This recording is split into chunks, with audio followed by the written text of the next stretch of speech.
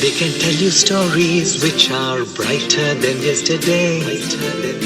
The streets have never been so quiet. The squirrels found a new hideaway.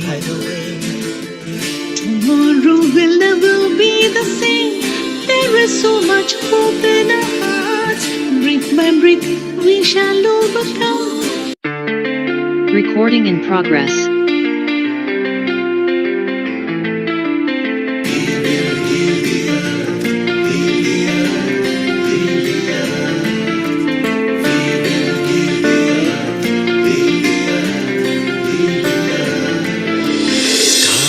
They can tell you stories which are brighter than yesterday.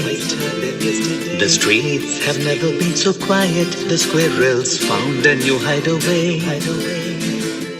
Tomorrow will never be the same. There is so much hope in our hearts. Brick by brick, we shall overcome.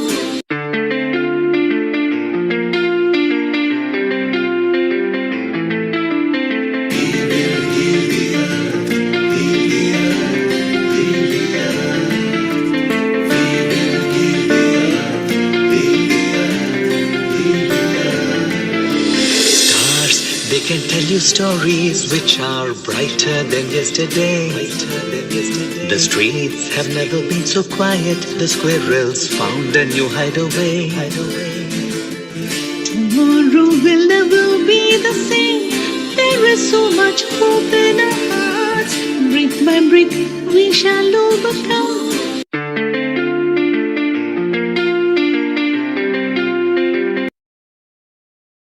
10, 9, 8, 7, 6, 5, 4, 3, 2, 1. A very warm global namaste to all our viewers from wherever in the world you're connecting to us from. Good morning, good afternoon, and good evening, and welcome to Healing Our Earth. What a spectacular event we have for you all today, women and self-care. But before we begin this session, why not we bring in a little bit of positivity as we do with every Sunday event that we begin.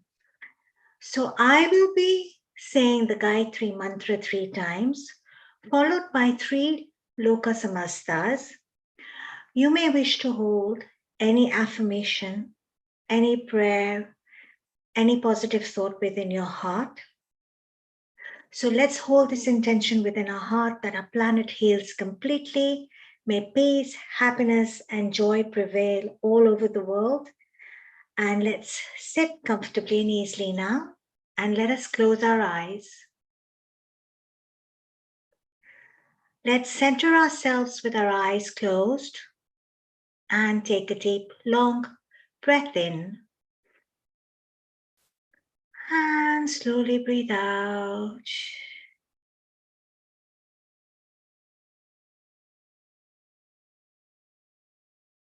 One more deep, long breath in to center ourselves again. And let go. Holding any prayer, positive thought, or affirmation within your heart. Om Bhurбhuvah Swaha Tatsavitur Varenyam Bhargo Devasya Dhimahi Dhiyo Yona Prachodaya. Om Bhurбhuvah Swaha Tatsavitur Varenyam Bhargo Devasya Dhimahi Dhiyo Yona Prachodayat. Om Bhurбhuvah Swaha Tatsavitur Varenyam Bhargo Devasya Dhimahi Dhiyo Yona Prachodayat.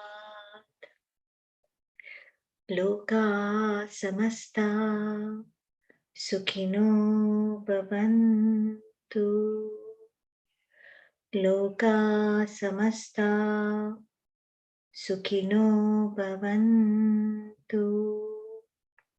Loka samasta sukhino bhavantu. May all beings on our planet be happy, healthy, blissful, abundant, and blessed. Om Shanti, Shanti, Shanti. Welcome back to those of you who have just hopped on. Good morning, good afternoon, and good evening from wherever in the world you're connecting to us from.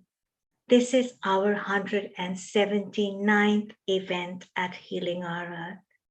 Yes, you heard it right. 179 Sundays of free global online events for you to uplift humanity, to bring everyone together and make life a celebration. And today's event is all about women and self-care. How wonderful is that? And now we're going to begin our session with a very, very empowering and very learned lady by the name of Dr. Rushali Nair. Now, before I bring this spectacular lady on board, I'd like to say a few things about her. Dr. Rushali is a meritorious alumna of the prestigious R.A. Podar Ayurvedic College in Mumbai. She holds a master's degree in Kaya Chikita Ayurvedic Internal Medicine. An ardent Ayurvedic practitioner since 2002, she has trained in a very, very special method of Ravana Nadi Pariksha. Nadi Pariksha is pulse diagnosis, and she has successfully performed more than 700 Nadi Parikshas in 5 years. Dr. Roshali is the founder of the Vedant Clinic, a premium Ayurvedic treatment center in Mumbai itself, which specializes in Panchakarma services for the past 15 years. She has conducted seminars on Ayurveda and spirituality in France and the United Arab Emirates. As humanity struggles to cope with this pandemic, she says, the medical science of Ayurveda shows us the way to boost our immune system, as well as to improve our overall physical and mental fitness and well-being. Using a combination of lifestyle practices, health food, and holistic treatments is what she celebrates. Dr. Vishali has won many, many awards, and we welcome on her aboard today. If you'd like to know more about this very empowering lady, please log on to www.vedantclinic.com. A very, very warm global namaste to you, Dr. Roshali. How are you today? Oh, we need you to unmute yourself, please. You're on mute. If you could unmute yourself, please. There you are. A very warm Global Namaste. Thank you, Simaji. Thank you for that lovely introduction. And thank you for having me once again on this lovely platform. I have been part of your group and, going through these lovely messages. And I think this is the biggest platform I have ever seen. People are so active and they are doing so much for social cause. You are, bringing whole world together. And I'm so proud to be part of this beautiful platform. Thank you so much for your very kind words. We have a wonderful team of very dedicated people here at Healing Our Earth. And of course, our founder and director has this huge vision of bringing the world together and celebrating humanity, diversity, and of course, empowering people and, giving us the space to learn from each other. And also to connect with each other, which has been so wonderful for each and every one of us over here. Yes. And Rushaliji, we're seeing you after a good 1 year or 1 just year. over a year. Yes. Yeah. It's so fabulous to have you back, and that too, special event today. In March 2023, we're talking about women and self-care just after International Women's Day. Yeah. And I'm so happy because now I'm speaking this women's self-care on international platforms. So far I have been invited to, different programs like 8 March here. Mumbai is all, you see women here in beautiful saris and they're in their best attires. And it's so beautiful. But this platform is giving me opportunity, to share my wisdom of pearls on, especially on Ayurveda and spirituality on this vast platform. So I'm so proud once again. And we are so proud of you and so honored to have you back today, And as we women celebrate women worldwide, it's so fantastic and wonderful to see women, like you said, in Bombay, dressing up, wearing saris, Yeah. and celebrating all the colors of womanhood. Yes. It's so fantastic. Now, you spoke about Ayurveda and spirituality, And Ayurveda, of course, as we all know, is India's ancient science of life and the sister science to yoga. Now, Ayurveda suggests, for women especially, I'm bringing this topic, relating it mostly to women, but of course, it also applies to men. The seasons are changing now. I believe Mumbai is very hot right now. Yes. Summer, I think 2 days back, the temperature was 39. Goodness, and we had snow here in the UK. Oh, that's so lovely. So we're a tad jealous of you. We are jealous of you there. So Ayurveda suggests, just as the seasons change, and we circle around the sun, so do the phases of our life, right? Absolutely. Yeah. And with these phases of our life, or I'd like to call them the seasons of our life, we have to embrace a lot of changes within our body and our mind. Yes, absolutely. Yeah. So can you throw on some more light on how we can embrace these changes? What are the changes that take place? Of course, we go from childhood to puberty, from puberty to adulthood. Yes.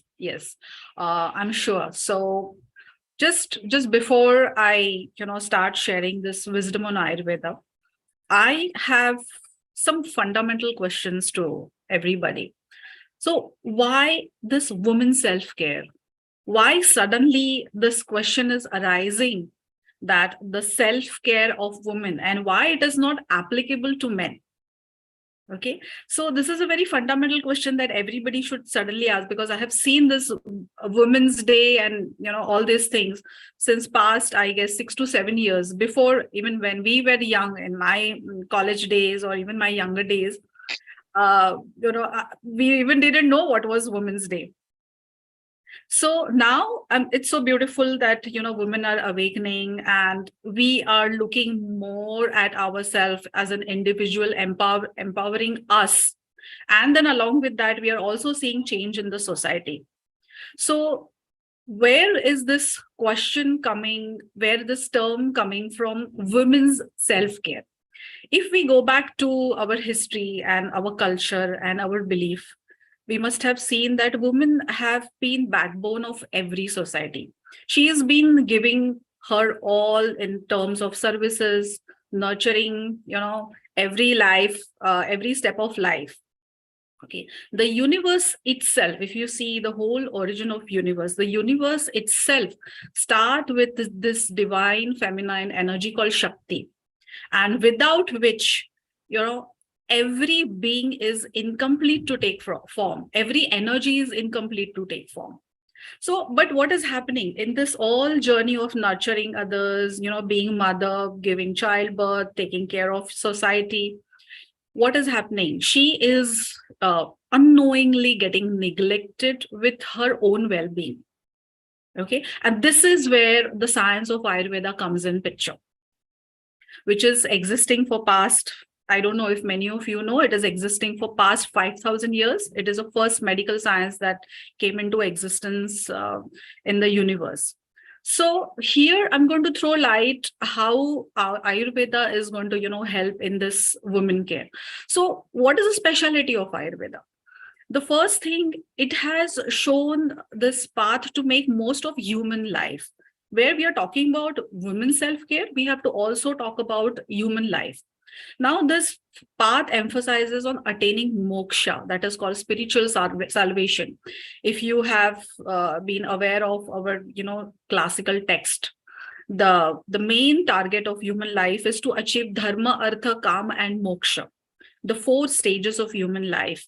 And Ayurveda always says that shariram adyam khalu dharma sadhanam, means the first duty of every human being is first towards your own body.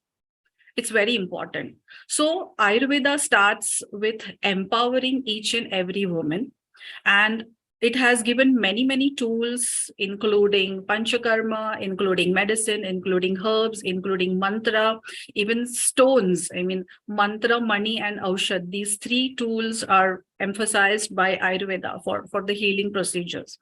Even 5,000 years back, when the herbs were, not found, the healing used to happen through mantras.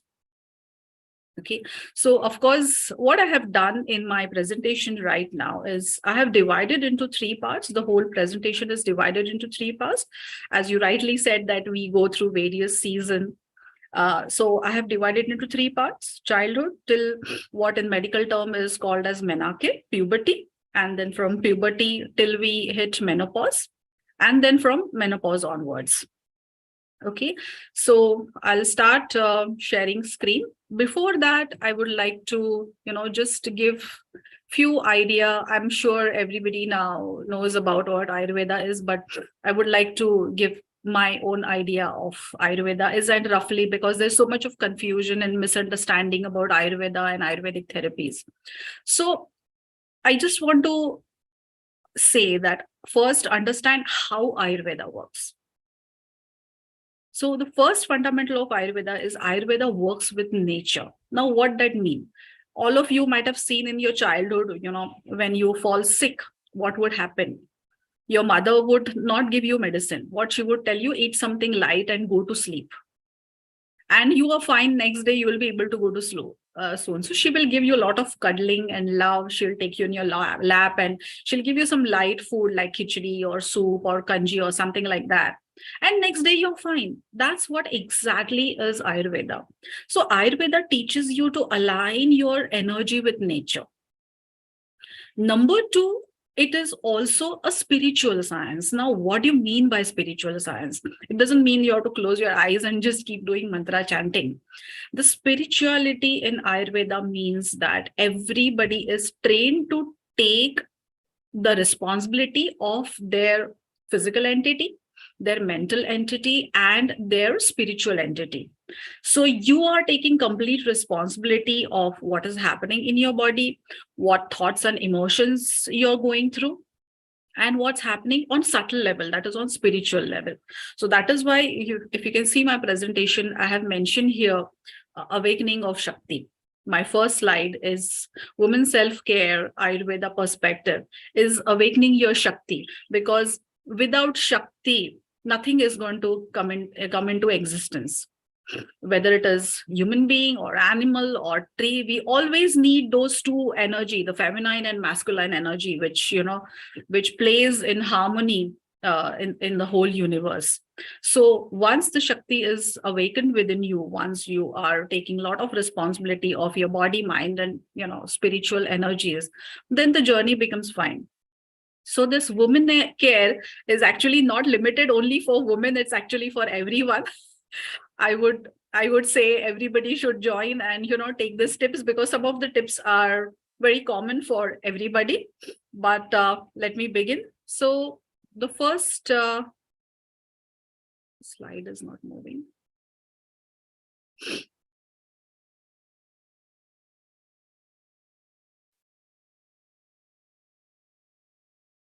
Yes.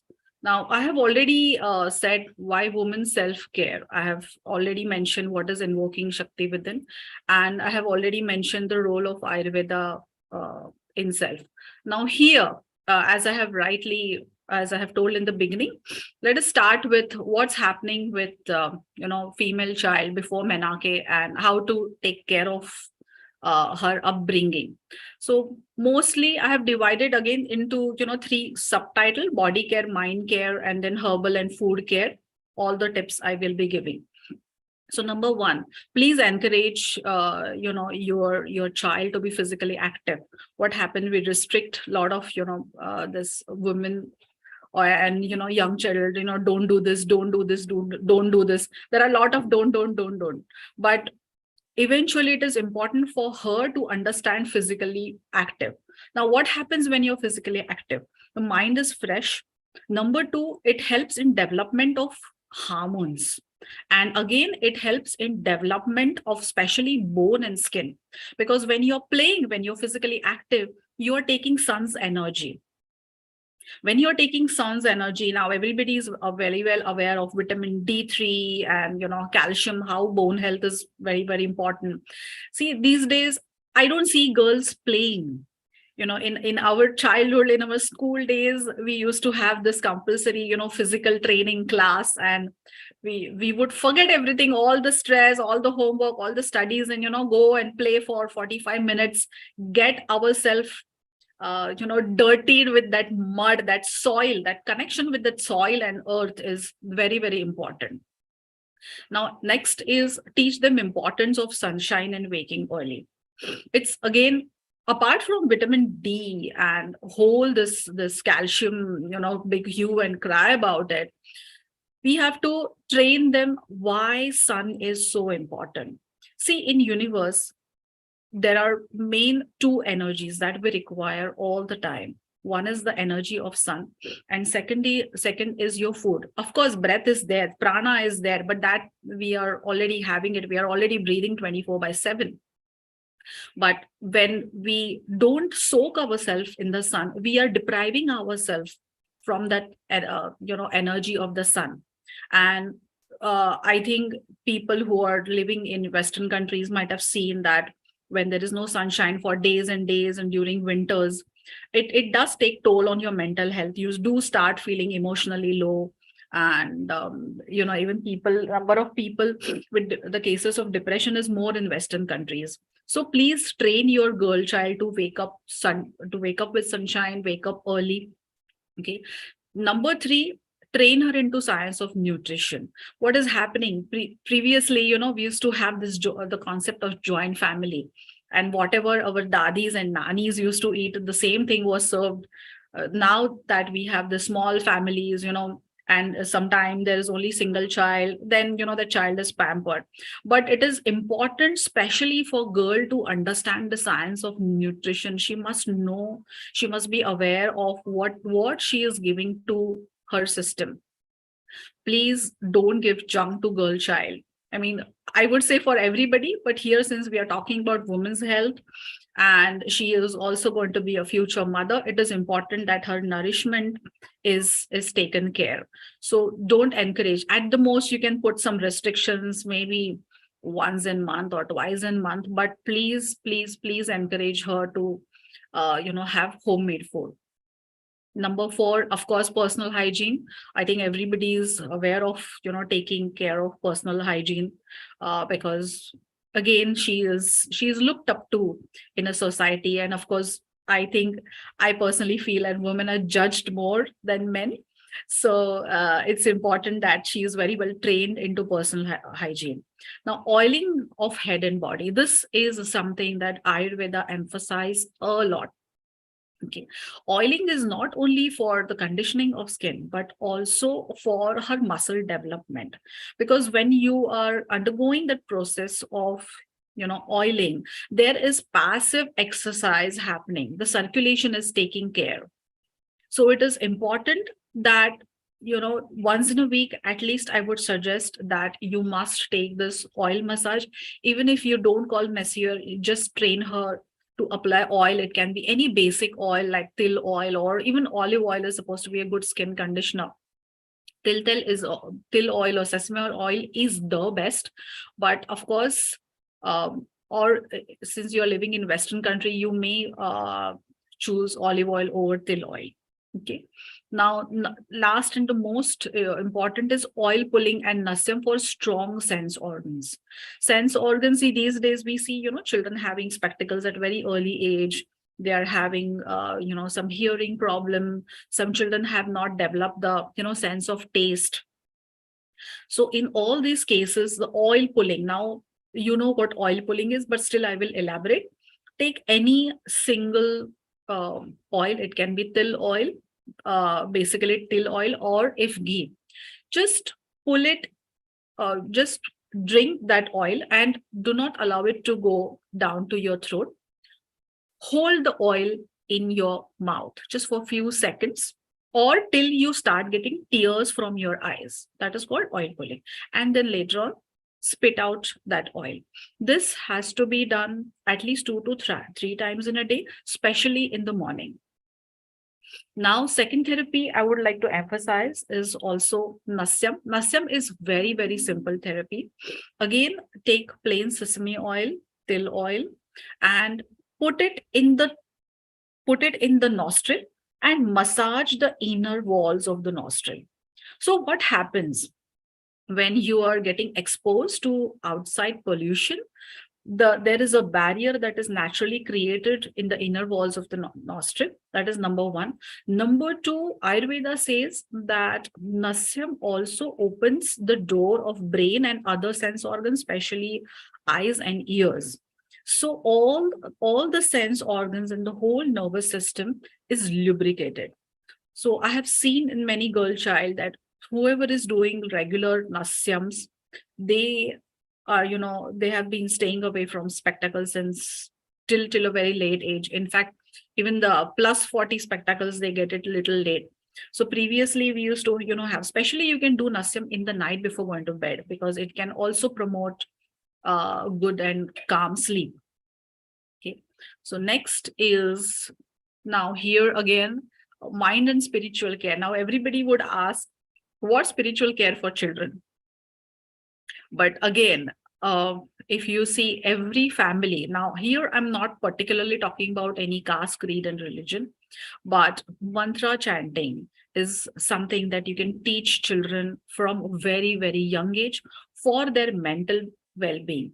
Now, the research has done and it is proven that Gayatri mantra has direct impact on intellect. So children who have been reciting Gayatri mantra, it can be just 21 times, it can be 51 times, or it can be just 11 times once in a day. Their intellectual faculty and cognitive faculty opens up. Enough research has been done. So that is why, or you can chant any mantra that has been going on in your family since decade. The prayers are important. Number two, introduction of self-respect and dignity. This is very, very important. See, I must say here that children learn not by hearing, they learn by observing. So the atmosphere in the house, how the ladies are treated in the house, whether it is your mother or aunt or grandmother, how they're treated, a child is all the time observing that. So no matter what philosophy you teach them, they are not going to listen. What they want to listen is what's the atmosphere in the house. So it is important that when you're teaching a girl child the self-respect and dignity, it is also important at the same time that all the women in the family are also treated, with respect and dignity. Teaching compassion, love, and sharing. This is something that I'm sorry to say, but I don't see this in teenager. So this is again applicable for, boys and girls both. We are losing. Now, why especially for compassion, love, and sharing? Because that is a core feminine quality. If you see, as I have spoken in the beginning, that there are two energies in the universe, masculine and feminine. If you see masculine energy, or you see, any male animal in the universe, they're outwardly, the lion will have mane, the peacock will have, its feather to attract. But feminine energy is more about loving and sharing and compassion and understanding, putting ourselves in different. Even these days in corporate world, where female bosses, where there are female bosses or female CEOs, companies flourishing. The greatest example is PepsiCo, where where woman is supposed to understand their male colleagues with more compassion, because they are supposed to understand more, and supposed to share problems, supposed to talk where you feel comfortable talking to them. Now, here again, I would like to say this daily rituals are again important.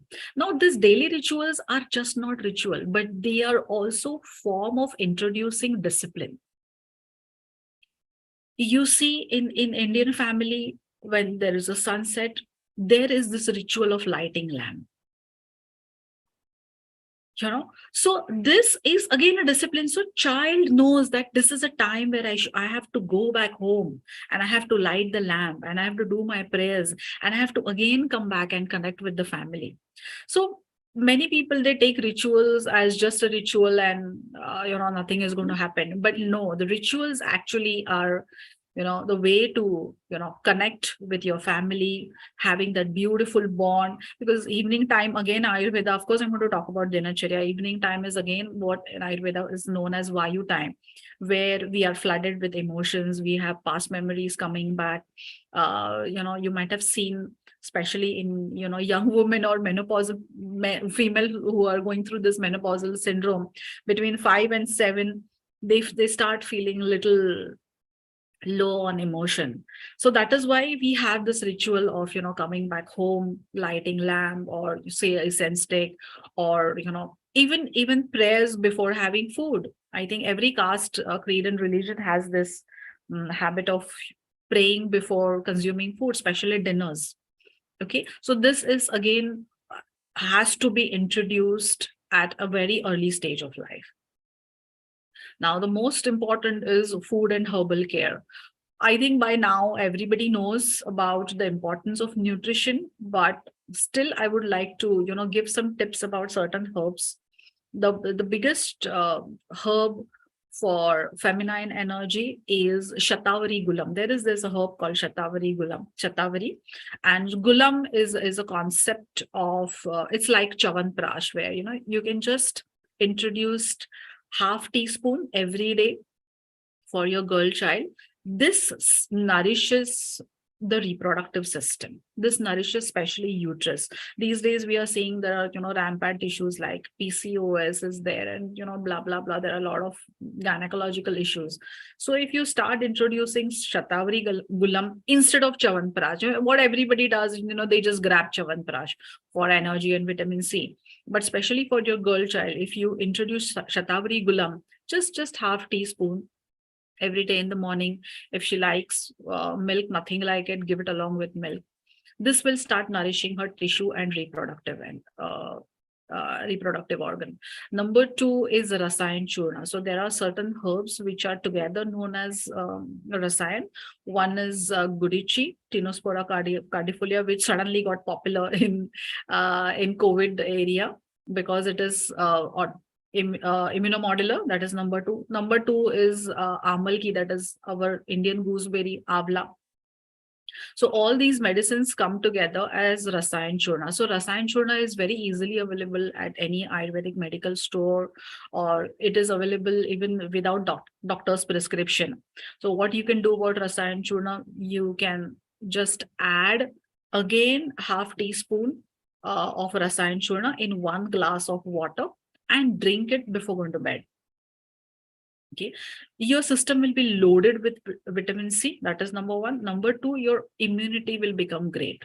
Number 3, it will start giving luster to your skin, because amla is proven, again the research has been done, and amla is proven to give a beautiful skin luster. So if you want your girl child to have this beautiful skin without hitting acne, especially during her puberty, you can introduce Rasayan Churna. And number 3, this licorice, again a very very popular herb, Yashti Madhu, which is in Ayurveda that is known as Yashti Madhu. Nothing much. You get those small sticks of Yashti Madhu raw herb. Just put it in your mouth and just chew it like a chewing gum. And then once the juices are sucked, throw it out. So the biggest beauty of licorice, it works on your vocal cord. Seema ji, you have lovely voice. I always think about your voice. So if you can recommend this by giving your own example, this licorice is gives that beautiful, this feminine pitch to every woman. Very kind words, Vishali ji. Actually, I was just thinking, should I run upstairs and get the Yashti Madhu down? But I don't know where I put it. We do have a lot of licorice in our home, and I drink a lot of licorice tea as well. Yes. So licorice is again a rejuvenator. It is also a hepatomodular, and it works specially on your vocal cord. So people who are struggling even with speech in childhood, they can just chew this licorice. I may be jumping the gun here, and I know we've still got this PowerPoint presentation, but I know you also talk about the chakras, Yes. within the body. So let's say, for example, if someone's throat chakra is blocked and they get a lot of sore throats or some congestion in their throats. So licorice would be Yashti Madhu, as we call it, in Ayurveda, would be the perfect herb to implement, right? Along with that, what you can do is you can add a little bit of Sitopaladi Churna, because Sitopaladi Churna has some spices in it which can actually break the blockage. See, Yashti Madhu is a very soft herb. Of course, it works on vocal cord, but when you're talking about blockaging of chakra, especially Vishuddha chakra, which is also taken as a seat of emotion and seat of expression. So Sitopaladi and the combination of Sitopaladi and Yashti Madhu 1:1 ratio works wonder for opening this Vishuddha chakra. May I ask a question here? The licorice, the tasir, the taste, is it sweet? Yes, Sitopaladi is sweet. And how about licorice? Is that sweet or astringent? Licorice is also very, very sweet, very palatable. Sweet. Okay. Yeah. So that is why you can even give in to children, because they hesitate to take this bitter. Right. That's why I'm asking, because children would say it's strong. I don't like it. And it's very just thinking through the mind of a child. It's too strong. It doesn't taste nice.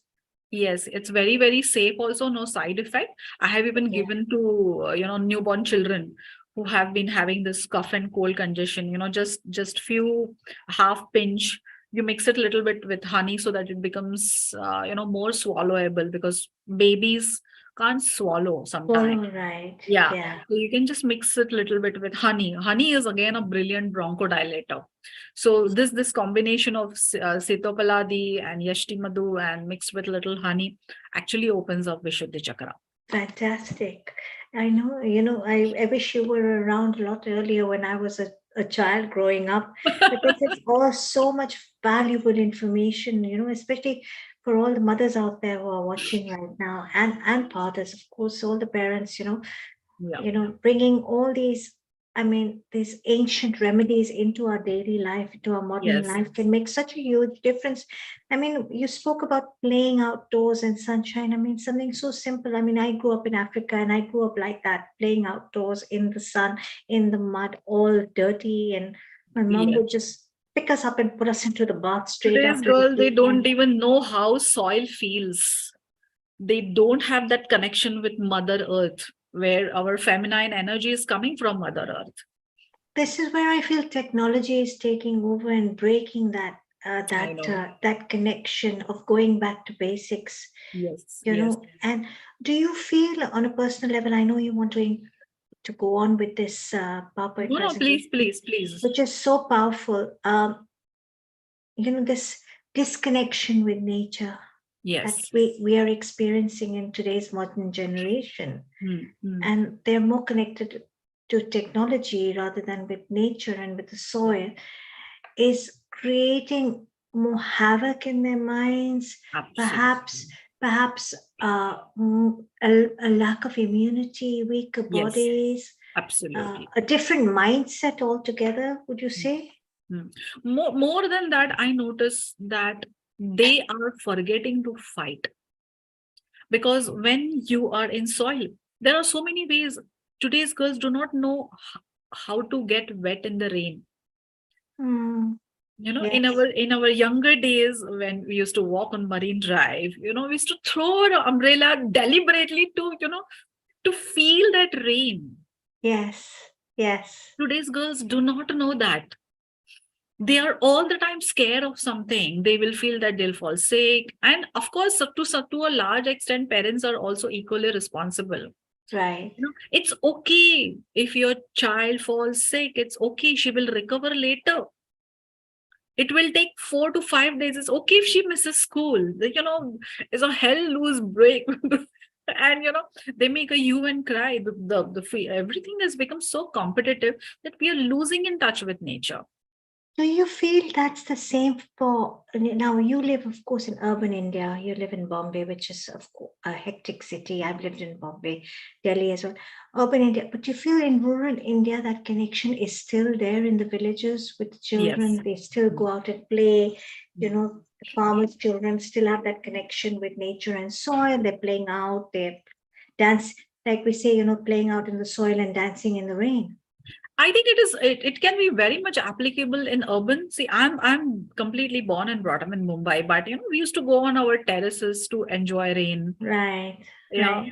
We used to go to all these gardens to play.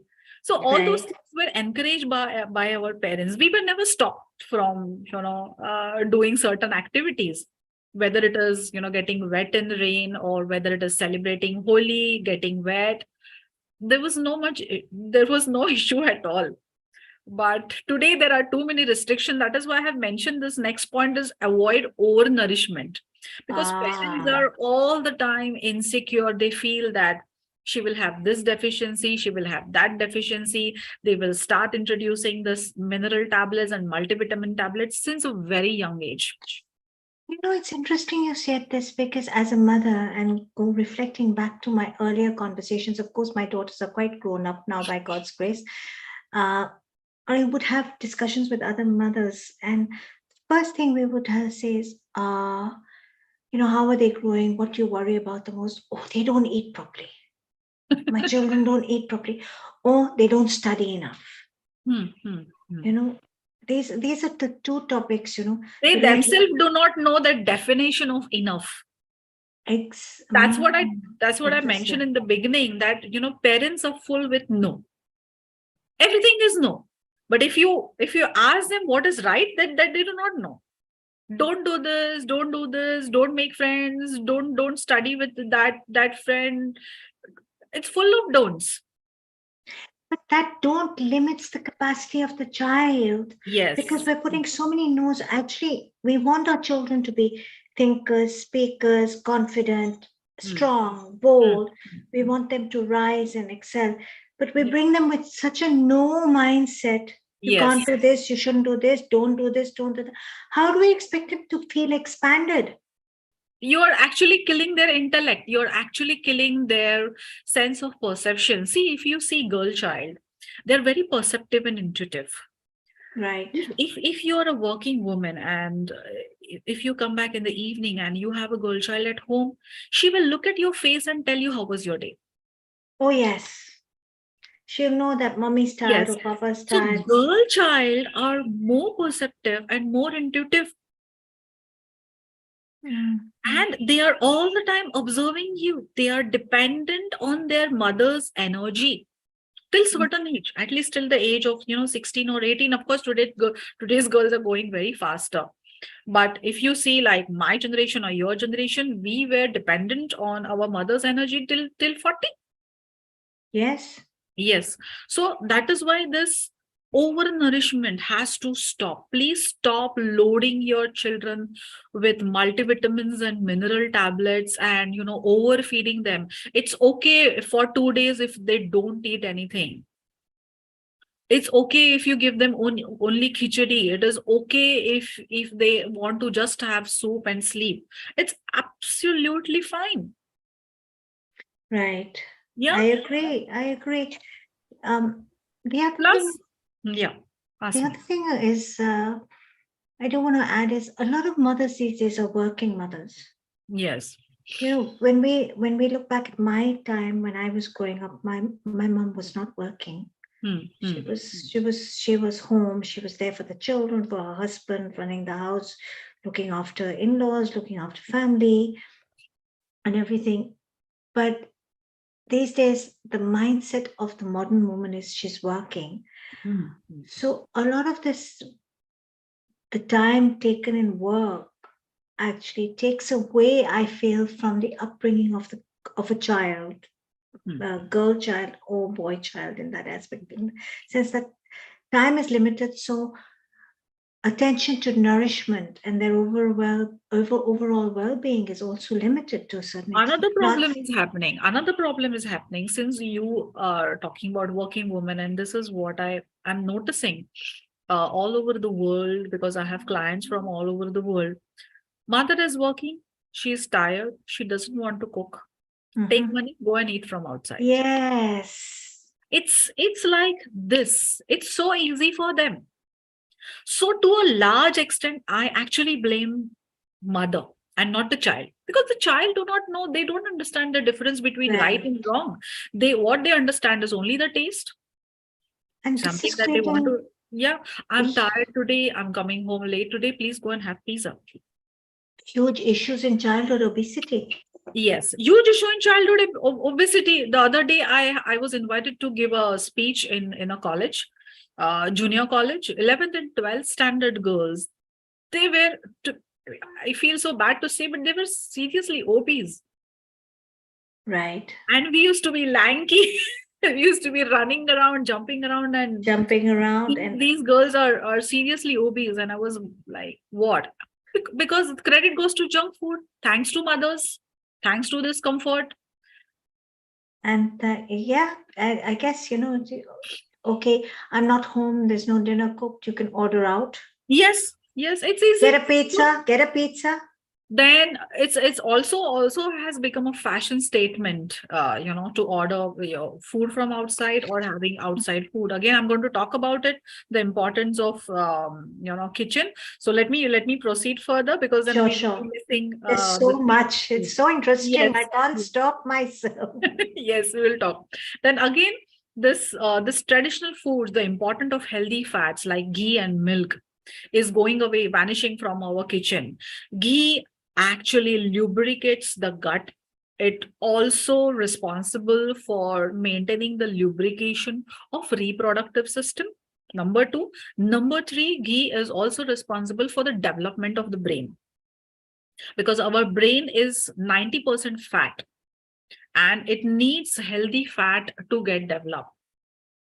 So please introduce your girl children to ghee and milk. If they don't like it, mix, boost, Bonvita, whatever, but encourage them to have milk. These days you get that, steroid-free milk, and just check A2 milk and start introducing milk and ghee to your girl child. Number 3, sattvic food is very, very important. Please introduce once in a week. They should be either fasting or they should be having only sattvic food like fruits, milk, almond, dry fruits. So one day, please, keep only sattvic food. At least one meal in the week, especially lunches, should be sattvic food. Okay, this is important. So I'm shifting to my next slide. Now here we are talking about young women body care. Now here the first important is follow Delhi regime strictly dinacharya. Ayurveda emphasize a lot. See, Ayurveda is not only a medical science, it has two aspects, the preventive aspect and the curative aspect. So when we follow dinacharya, we are actually talking about the preventive aspect. And Ayurveda is the only medical science which has spoken about preventive aspect. If you see any other services, if you see policemen, what's their duty? To prevent crime. But here, how many doctors are actually preventing diseases? Ayurveda is the only medical science that has thought about these preventive measures 5,000 years back in form of dinacharya. So as I have mentioned about aligning your energy with nature, what happens when we are following dinacharya, waking up early, waking up with sunrise, Ayurveda has given rituals after waking up. It never says you wake up and start eating. There are rituals. There is this ritual of bath. There is ritual of massages. There is this ritual of applying body scrub. There is this ritual of oil pulling in the morning. So in a whole, it takes around 2.5 hours to just follow those rituals. And then after that, it has mentioned you should take your first meal of the day. So ideally, what Ayurveda says is after waking up, you should be taking your first meal after 2 to 3 hours. Don't be in a hurry. Today's nutritionist may advise you to take food, within first half an hour. Ayurveda do not endorse that. It says go as per your digestive fire, go as per your agni.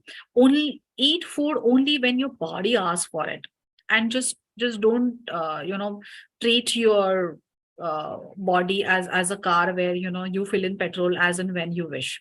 Second thing is taking adequate rest during menstruation. This practice is again vanishing even in Indian continent. I don't know how many of you know, but those days when women used uh, to be menstruating, she was advised, to stay a little away from family. The whole idea was, to give rest to her reproductive system. See, what is menstruation? The body is actually throwing unwanted energy. And in that, what are we doing? We are running around, we are jumping around, we are cooking, we are doing cleaning. I have even seen women going for gyms, doing yogas, taking, heavy loads of, office work and clearing all the files. I always ask women to take rest for 3 days. Please keep your vacation, please keep your holiday days for those 3 days. Take complete rest. If complete rest is not possible, at least slow down. Avoid taking any physically or mentally strenuous job. What happens? The reproductive system gets rejuvenated faster. Now, if I have to talk about the subtle aspect of Ayurveda says that for a woman, her uterus is like a power bank. We are all the time taking energy from our uterus. So it is very important to keep it rejuvenated, to maintain the cycle of ovulation, especially, and menstruation. Even the concept of post-childbirth, a lot of Western countries are emphasizing on 3 months rest, and which is beautiful. But even in Indian continent, if we have seen post-childbirth, there's this compulsory holiday for, say, at least 6 weeks, which is again wonderful, which allows the uterus to come back in its shape and its function. Number 3, please go for regular cleansing with classical Ayurveda methods like Panchakarma. Panchakarma is again known as Shodhana Chikitsa, which is like cleansing treatments. Now, when the Ayurveda is talking about cleansing, it is not only talking about cleansing of body, but it is also talking about cleansing of mind and emotion. There are powerful therapies like medicated enema or vamanam, which is inducing of vomiting with certain herbs, or virechana, where there is, they induce certain herbs and you start forgetting 7 to 8 times in a day. You see the emotions are also going out. What happens when 2 days we are constipated? The mind starts going haywire, you lose focus, you start feeling irritated. And the moment we pass motion, we feel fresh. So there is this flow of energy, there is this balance of energy from down to up and up to down. Now, the whole pelvic area below umbilicus is taken as apana kshetra, where all unwanted things are thrown out of the body. It's not only the urine and stool and menstrual fluid and semen, but it also emotion. That's the only way body functions. So it is important once in a year, please go for regular cleansing through either classical beautiful methods in Panchakarma. So your Ayurvedic doctor will understand your prakriti, your body constitution, and your current health issues, and will advise Panchakarma. Okay, the next is Abhyangam and scrub for radiant skin. Again, I emphasize a lot on Abhyangam. Abhyangam or body massage should be done for at least 45 minutes, followed by steam. It is important because if oil stays on your skin, it can clog pores. That is why the scrub is also encouraged after Abhyangams. In many Ayurvedic centers, they encourage scrub again to remove dead cells, but it also mobilizes the fat. Okay. Number 3, scrubbing improves lymphatic circulation. See, there are two things circulating in our body, the blood and the lymph.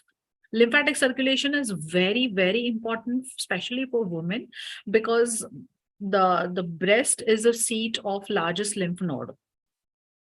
And the lymphatic circulation is directly connected with your thoughts and emotion and stress. That is why this cases of blood cancer, PCOS, cancer of ovaries has become so rampant because we are not flushing out our emotions, we are not flushing out our thoughts. Ayurveda has emphasized that once in a week, go and take abhyangams and scrub so that your lymphatic circulation is improved. If massages are not possible, then at least take head massages once in a week. There is this powerful therapy called Pichu, which is done on a marma point on a head. If you take our forehead and if you take like 3 fingers, 3, 3, 6, 9, and the 10th point is a powerful marma point. Okay, so what happens in Pichu? Just dip the cotton pad. Yeah, 3 fingers, 3, 3, 9, and 10th. The 10th is your marma point. If you touch it, it will be hot. Just touch and see. It's hot all the time. That is an indication of prana, life force. So what you can do is just dip, a square shaped cotton pad, maybe 3 inches by 3 inches. Dip it in any medicated oil or olive oil or til oil again, and keep it on your head in the morning before going for bath. Just keep it for 15 to 20 minutes and leave it and go and take shower. This Pichu will keep this marma point active. Number 2, it calms the nerves that is getting generated from your brain. So you feel completely relaxed. So at least do this Pichu therapy. It is a proven therapy for stress and anxiety. Most importantly, practice regular sleep pattern. Please understand, as your body has patterns of hunger.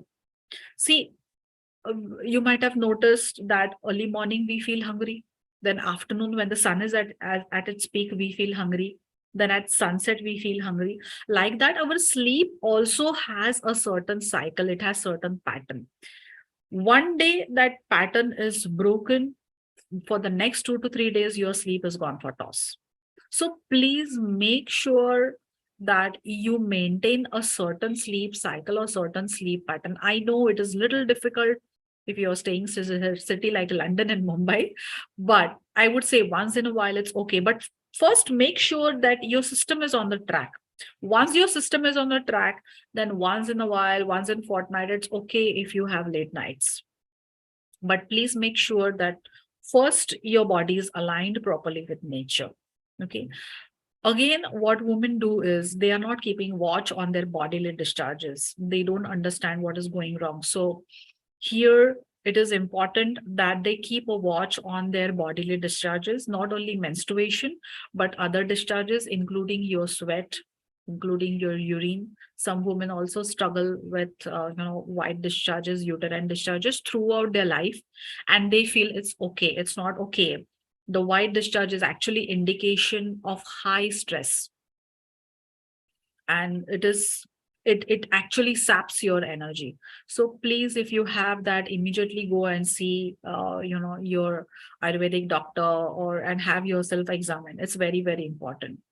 Now, and the last and the most important is regular self-examination of breast, because we take so many things for granted. We forget about this regular examination of breast. As I have mentioned, that breast are the largest seat of lymph node. It is important that we keep watch on the breast, especially the shape and the size. If there are any discharges, it has to be noted every day, at least once in a week. Stand in front of mirror and examine yourself. Okay. The next is on mind and spiritual care. Very, very important again, because here we are growing up, the life challenges are increasing. Women are, getting married, some are even planning to start their family. So it is important, to stay fit on mental and spiritual level. Most importantly, what you have to do for your mind, practice pranayam. Now every day, this is again very easy these days. There are so many videos, so you can even have self train. But pranayama helps you to gain control over your thoughts and emotion, because these days women are fighting, they are standing next to men, and they are taking part very actively in every course. In every means every course, we are actually choosing to stand with men. So of course you should be also ready to take that level of stress. The men are taking so much of stress. If you want to stand there in the field, it is important, because we are women are more emotionally driven, and sometimes there is a possibility that we may take decision based on emotion, which can be detrimental in future. So it is important that you practice regular pranayam, at least 15 to 20 minutes every day for 5 days a week. Pranayama or mantra chanting, breathing technique is important. Understand the connection between emotions and organs. Please understand, soft organs, including uterus, is related with different emotion. Ayurveda clearly says that 80% of the diseases are happening only because of wrong emotion. Say, for example, liver is connected with anger, lung and heart is connected with sadness, your gut is related with fear, and the uterus is a fireplace. So we are actually have enough fire element in our system. Okay. Third is stress is understand what stress is. Stress is nothing but the absence of harmony within. Very important to understand this definition of stress. We are all the time, oh, I'm stressed, oh, I'm stressed, I'm stressed. What do you mean by your stress? It is an indication that you do not have peace within, you do not have harmony within. So first before looking at the stress, first look inside you. See what are the factors that is disturbing the harmony inside you. And that is why you have to practice detachment. I'm talking about detachment, especially post-menopausal phase, but this should begin at a very, very early age. It is very important that women should stop comparing themselves with others, because when we compare ourselves with others, we are naturally putting ourselves on lower pedestal. So please get that self-respect and sense of dignity from childhood. Stop comparing yourself with others, because that will only work on your mental health. Practice empowering others and nurturing. As I have mentioned in my previous slide, that we have to develop the sense of compassion. In your younger age, you have to start empowering, start supporting and nurturing everybody around you emotionally, physically, and mentally. Most importantly, next is find your identity and develop rational thinking. Most of the women lack this quality. Whether they are housewife, if they are housewife, they are not satisfied because they are doing job. If they are doing job, they are not satisfied because they don't have enough time for family. So there is this element of unsatisfaction everywhere. The working woman will think that housewife is so lucky. Housewife will think that a working woman is the same. But actually, both roles are equally challenging. And please understand that woman is mother till eternity. Whether we have physically given birth to child, but that sense of mothering, that sense of self-care and nurturing comes naturally to us. The only thing we have to do is to nurture it. So for that, you have to develop rational thinking. That's why I have mentioned in my slide that every woman is a mother. Mother, what is mother? Epitome of unconditional love. It's nothing but unconditional love. Your You are not putting condition before loving everybody. Very important. And self acceptance. Again, I have mentioned that here we are all the time comparing. So please accept what you are. Please understand that everybody's journey is unique. Only with this understanding of everybody's journey is unique, the element of self acceptance will come. So the next slide, I'm moving to my next slide. Next is young women, food and herbal care. Now, food we have already spoken about, food, but at this age, it's okay if you can start some multivitamin or especially minerals is important for estrogen development. Again, you can't ignore shatavari. So here you can have either shatavari gulam or shatavari powder with milk.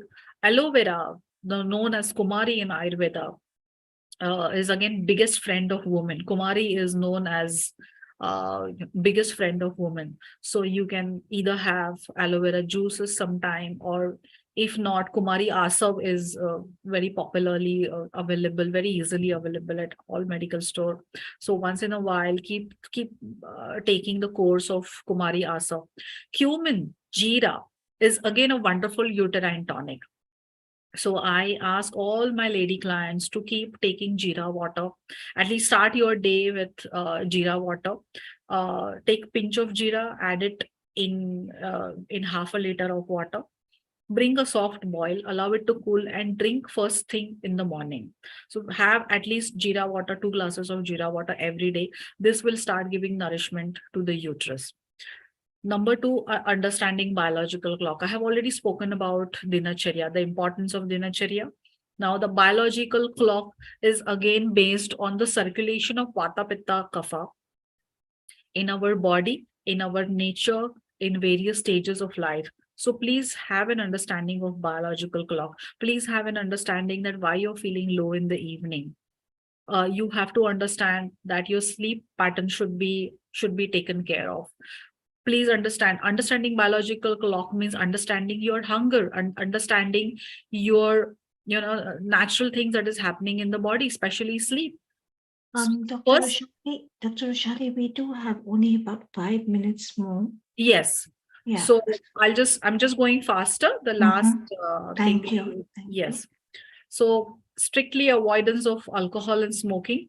And here I would like to emphasize on importance of traditional food. As I have mentioned in my previous slides also, that traditional foods are very, very important. In Ayurveda, there is this concept called Deshaka Satmya, Kala Satmya.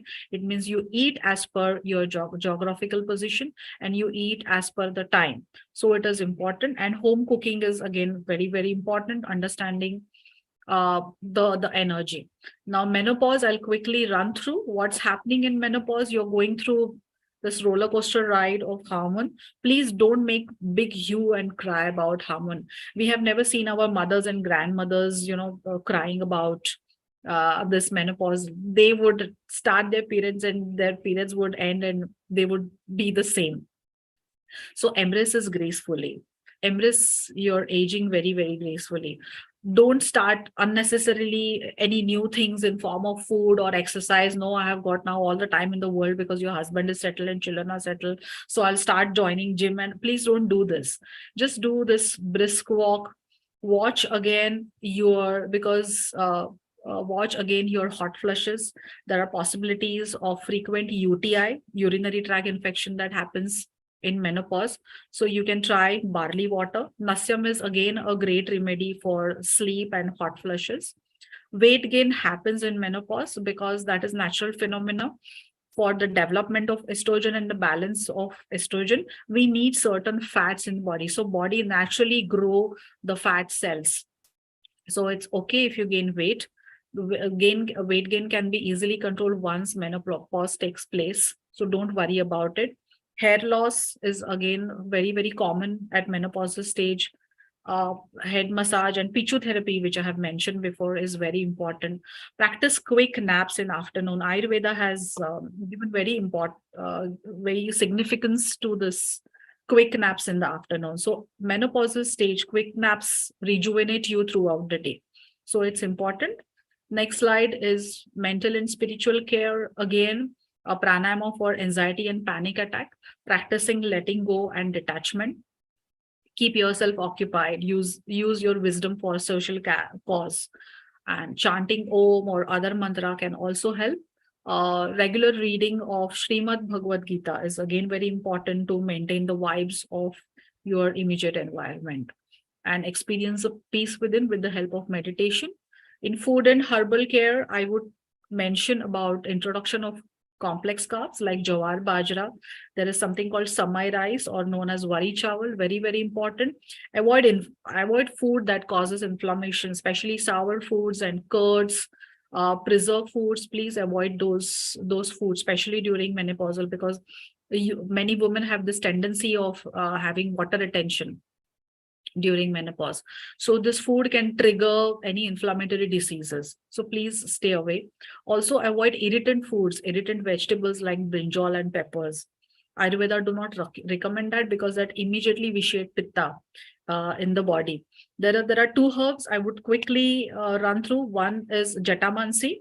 Again, a very proven herb for water retention and anxiety. And the second herb is ashwagandha, very popular again, but many people do not know that it is also a fantastic mood elevator. Ashwagandha is fantastic mood elevator. People take ashwagandha for sleep, but more than sleep, it helps in this menopausal phase when you're going through, this low emotions and challenging time. So here I have quickly, I'm sorry, I had to, because the topic is so vast, I had to run through. If anybody has questions, This is so wonderful, Vishali ji, and it's been so detailed and such in-depth knowledge. Of course, I always say you are such an expert, and your passion shines through so bright with your knowledge on Ayurveda. I'm sure a lot of people will have a lot of questions, and we will be having a panel discussion later on, which I invite you to stay on for with us if possible. I do know it is late in India. It's late. However, It's the dinner time. I would like to say that those of you who would like to reach out to Dr. Vishali, her contact details are here. As you can Yeah, see, please. our number is +919769999821 and www.vedantclinic.com. What an in-depth, detailed presentation you've given us. Thank you so much for today. You can also mail me on vedantclinic@gmail.com. I forgot to mention my email address. So my mobile is all the time on and email is all the time on. So any issues, I'm there to help all the time. That's wonderful. I thank you so much. And as you know, Dr. Vishali, I met you a year back, or maybe over a year back, right? We were introduced by someone in Hong Kong. Yes, much before that. And your expertise and your knowledge is so in depth. I'm just taken aback. I have one quick question, two very quick questions for you. Yes. Is when you spoke about sleep, do you advocate Padabhyanga, which is the massage of your feet at night? Yeah, you can try that. Padabhyanga is again a wonderful practice that you can do, to get into a good night's sleep. Very important. The oil that you can use is either Narayan oil. There is something called Narayan oil for Padabhyanga, or you can also use til oil for Padabhyanga. I have written a very brief article on Padabhyanga. If you go log on my website, I have written a detail how Padabhyanga should be done, in what manner, and what are the practices for Padabhyanga and protocols. See, because Ayurvedic therapies have certain restrictions. People need to understand those restrictions and go ahead with therapies. Right. And one more thing I wanted to say before we move on to our next guest is, you spoke about Pichu, the Ayurvedic therapy of Pichu and stress-related Pichu. And this brings me to, I'm going to be bold enough to say Yoni Pichu, especially when women are expecting. Yes. Is this a practice you advocate, for women before their deliveries? Before delivery, especially when they're in labor pain, it won't help much. But it helps for that anxiety, because many women, they develop this anxiety before their labor time, especially in the last trimester. So in last Right. time, and since it is non-invasive therapy, it can easily be practiced. So Pichu should be properly done. In that case, I would say at least do Pichu for 30 to 40 minutes. And then it should be followed by gentle head and neck massage for the complete relaxation. So they will not face this anxiety. This is just so fantastic, the amount of knowledge and wisdom you've given us. I really, really want to thank you for being with us, Dr. Rishali.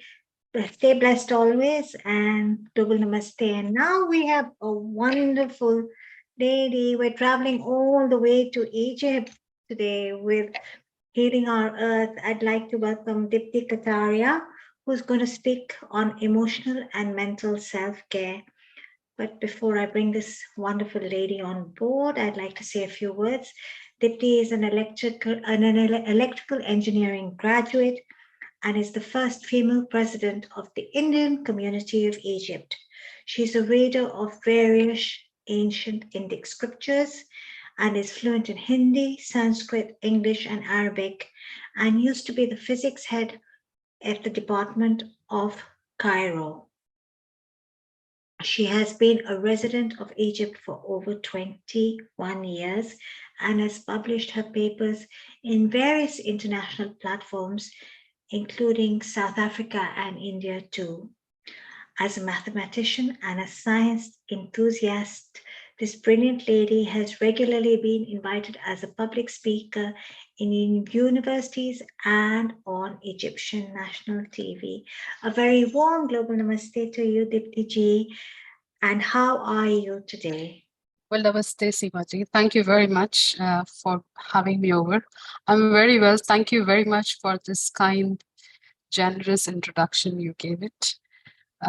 I'm so excited, and I was so happy to hear what the previous spokesperson was talking Vishali about. ji has such in-depth knowledge of Ayurveda. Absolutely. And it's so impressive, and she gave us such a detailed PowerPoint presentation.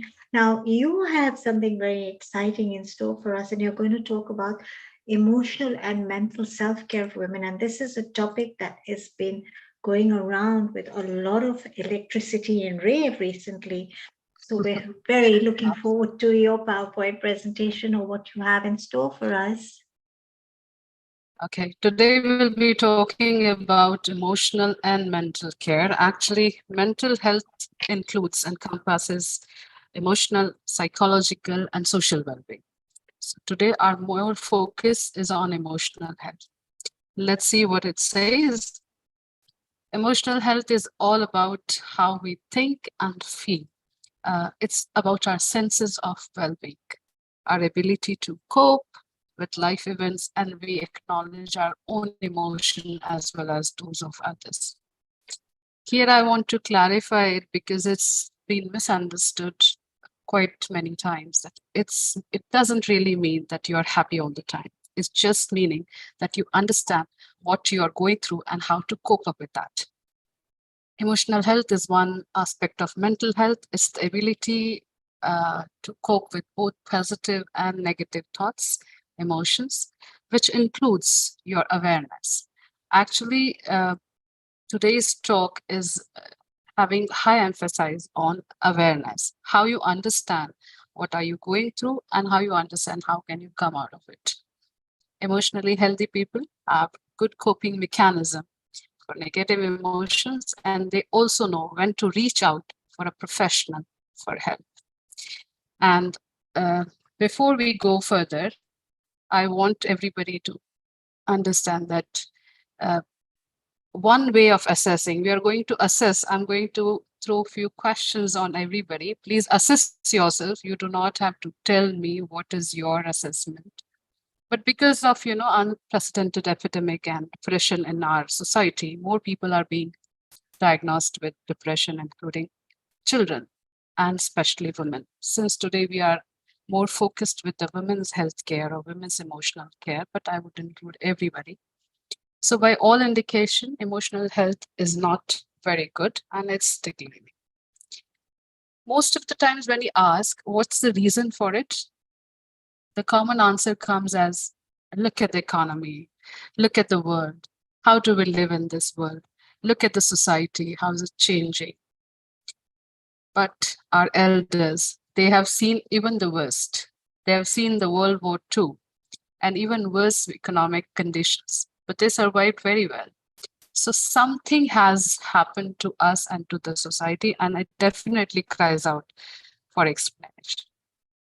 How can we assess our emotional strength, or how can we assess how emotionally strong we are?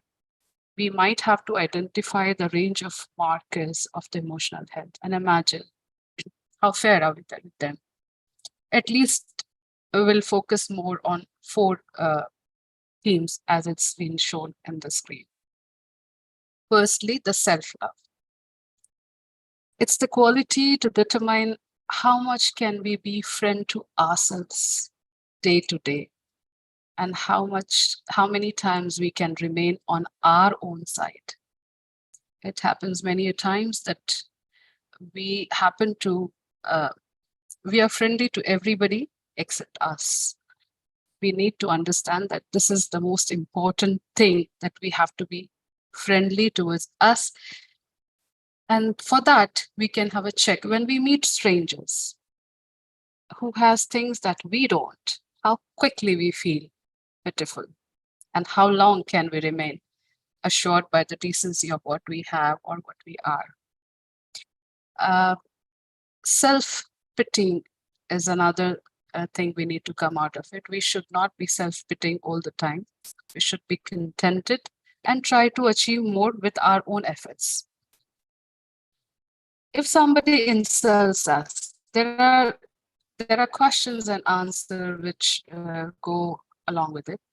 When somebody insults or humiliates us, can we let the insult go, able to perceive the senseless malice beneath the attack, or are we left brooding or devastated, or simply implicitly identifying with the verdict of others? Or somebody said this, I was meant for that. This is another part of self-pity. Somebody's rejection or disapproval, how much it affects us. These all points are coming under the self-love. Sometimes women, since we are talking about women, it goes for both the genders. We are in a relationship when the relationship is not going well. Are we having enough self-love to leave an abusive relationship? Or we carry this implicit belief, oh, that harm is all what we deserve. This is kind of a depression. We are going towards the depression, or, self-harming to ourselves. This is another thing we need to understand under the self.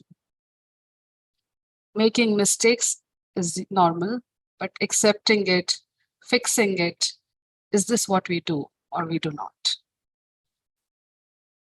Can we resist to please others indiscriminately? This is another factor which bothers us, because we do not want to please somebody for no reason, but we have to do it because the society asks for it or because the work demands for it. So we need to stop it. We need to give a break, and we need to understand where we need to stop. And the second point in this self-love, after that, we go for the candor. What does candor mean? It determines the extent to which difficult ideas and troubling facts can be consciously admitted to mind, soberly explored, and accepted without denial. It's simply, in simple words, it means whatever has been happening in the difficult time, let's accept it, understand it, explore it, what is the possibility we can do with it. And do not stay in the denial process. Do not say, no, this is not for me, this is not me, this cannot happen. We need to accept about what we are, who we are, especially when the matter is not pleasant. We need to stay in normality, the wholehearted sanity. Can we really explore our own minds and especially look into the darker and more troubled corners, I would say, without flinching over it? We are, as it was said in the previous talk, I would just say that if you go for the spiritual journey, or if you just understand the philosophy of India, then our mind and us are two different things. And that's what we need to understand. Mind is part of us, but this is not us. As this hand is part of me, but this hand is not me. So mind, our emotions are part of us, but that's not us. We are too much identifying ourselves with it, and there the problem arises. So are we ready to accept? Are we ready to go into the darker? Are we sitting sometimes and checking the troubled corners of our mind or brains? And without, getting flinched, overly flinched, I would say. Sometimes some painful lessons are coming, but valuable lessons are coming. And the painful guises. How ready are we? I know these questions are very difficult, and we all know this is not possible, but this is a good beginning. This is what I want to say. Now, let's go. How can we go further with it? So the third point says communication. When something like this happens, which is unpleasant or which is not liked by us, can we patiently and reasonably put our disappointment into words, or which enables at least others to understand our viewpoint, or we do internalizing the pain, act it out symbolically, be violent, counterproductive rages. Which side are we on? And if we are not in the right side, then we need to come to the right side. That let's write down, let's make it understand, let's make others understand what are we going through and how you should not be behaving or dealing with me in such a manner. People are constantly upsetting us, be at work, be at home, be at anywhere, be in friends' place or wherever you are in the society. But this is what we need to understand. If we do not like a certain situation or things, either you just come out of it or let the other person understand that this is what bothers me. Please do not repeat. Instead, we normally, not us, but little younger kids or somebody, just slam the door and sulk into themselves. This is not what we should be doing. Most of the time, desired response is not forthcoming. Are we getting too angry, or are we taking a plausible second?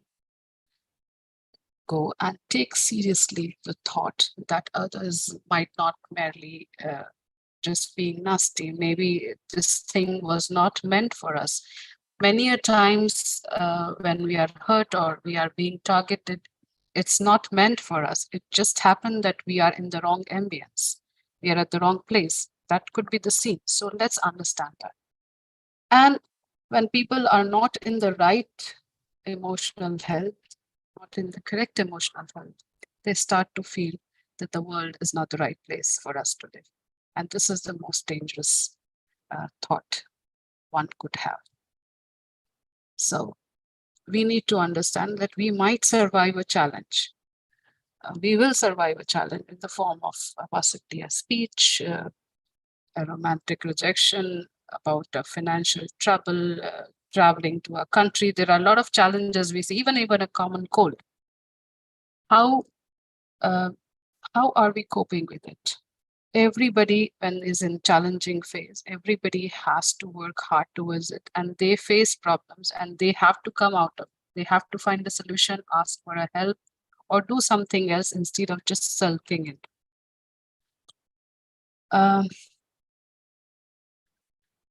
Instead of feeling that the world is not meant for us or this world is too risky, let's start to feel that the world is wide, safe, and reasonable enough for us to have a legitimate shot, at least, at a measure of contentment or, happiness. We can live here happily.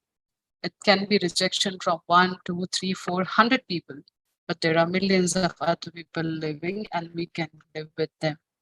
So there is enough place for us, enough need for us. So everything is good. It's not that bad. And please do not settle with the resentness or, for inauthenticity or understand the world wrong.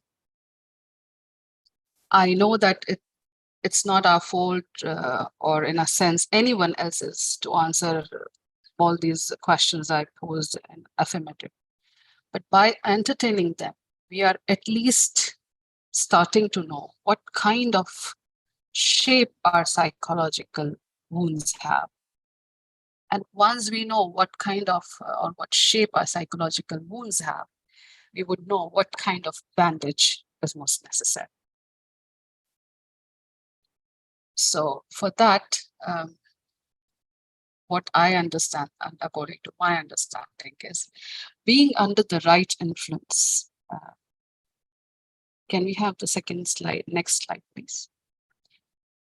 Be under the right influence, and influence that nurtures you, influence which gives you courage and strength to walk the path of integrity. Be a friend of truth. I will go a little bit into the spiritual path. Spiritual path talks about that be a friend of truthfulness. If you are with the truthfulness, then you are in the right path. Then you are in the right direction. Sometimes it happens, as I said, bad things are happening. You might not be aimed for it, but maybe you're in the wrong areas. Maybe you're in the wrong group of people. Maybe you're in the wrong place altogether. I'm going to tell you a small story or a case of two terrorists. They were just filling the envelopes of explosions. And while filling, one terrorist asked the other, is this RTX enough in the envelope, or is it not? So the other one said, why don't you open and just check? Said, are you kidding me? This might explode. And then the first one said, but the address is not yours. It doesn't really matter the address is yours or not. If you are in the wrong place, if you are doing it the wrong thing, it is going to affect you. So be in the right place. And trust me, falling into a right place is certainly a talent.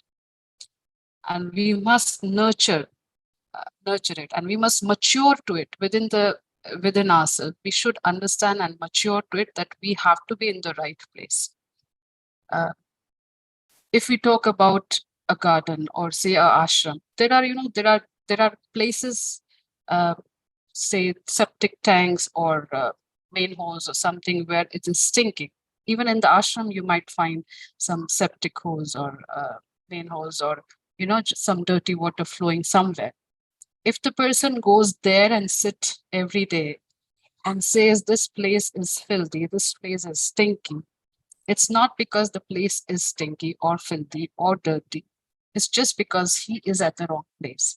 He has to find the right place to go, and that's how he will feel the fragrance. That's how he will understand what is the right place. How do I get the right thing? How do I get the fragrance of this place altogether? And it same goes when we are seeing the outer world, it same goes for our inner body too. Our body is having both, filth and fragrance. Which one do we open up for ourselves and for others is absolutely a choice. If we are opening a certain container of our body, which might give us the bad memories or something bad to think about, but if we open some other container, which might give us, pleasant memories, happiness, laughter. So it's all up to us which container we want to open in our life and how are we proceeding with the life. And as I said, if we are friends with, or if we are in good friendship with the truth, then the interiority, the inner peace or its inner side is pleasant. And if it is pleasant, then pleasant things will come to you and you will move towards it. So if we are not doing this, and if we are constantly going and sitting next to a septic tank or dirty places or wrong ambience, we are actually quite self-sufficient, so much self-sufficient that we do not actually need any enemies in our life. We are self-harming ourselves enough. So for that, we need to have the physiological cleanliness and the psychological cleanliness. That's the first thing. Otherwise, our life is going to be bad.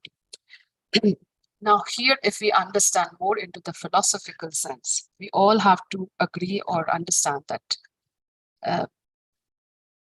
psychological process is entirely, if you go for a darshan shastra, it's a Sankhya darshan, if I would just say, it says that it's an entirely our own drama. It has nothing to do with reality most of the time. It just gets magnified because everybody is so much identified with it. So it's all about our intellect. What do I see every day? What do I feel? Or all five senses are working all the time. So what do I see and what do I feel and what do I smell is not entirely on me, because it's the prakriti, it's the environment what is giving it to me. But how do I perceive and how do I understand things?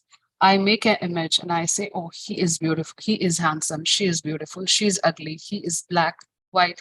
This discrimination is done by our own intellect and by the society at the same time.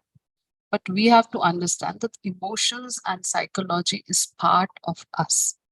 It's not us. It's not me, it's part of me. As I said, this hand, this liver, they're part of me, but not me. Many times we also say that I was just reading somebody and people say that we cannot control our mind even while we are doing meditations. We do not have to control mind. Let it go, let it chatter. What is important is you do not get affected much of it. Here, I want to clarify, I'm not talking about the mental health or mental illness if person is having a certain issue or some kind of hormonal issues in the brain or mind. We are not talking about that. We are more talking about the emotions we are facing day-to-day life. So those people, of course, definitely need a psychiatrist or a doctor or specialized. Here also we need it, because how do we understand what are we going through is the doctor or the professional who would help us. So please do not, I would just give an example. If somebody is going to play, say, badminton and the shuttlecock is going, you are just pushing, or the tennis, just ball is coming, you're pushing, ball is coming, you're hitting. And after a certain time, you stop the game and just walk away, isn't it? So the same way, your emotions would come, you would come, hit, and then leave and move. Do not get stuck there. If we get stuck in the tennis court or in the badminton court 24/7, what would happen to us? And this is what has been happening to us, because we are kind of trapped in the emotional wounds, or I would say emotional drama, because we are identifying this as us altogether, not as part of us. So the last point, whatever is mine cannot be me. This is, I think this is the essence of all what I talked about. They are all part of me, but that is definitely not me. Thank you. That's all from my side.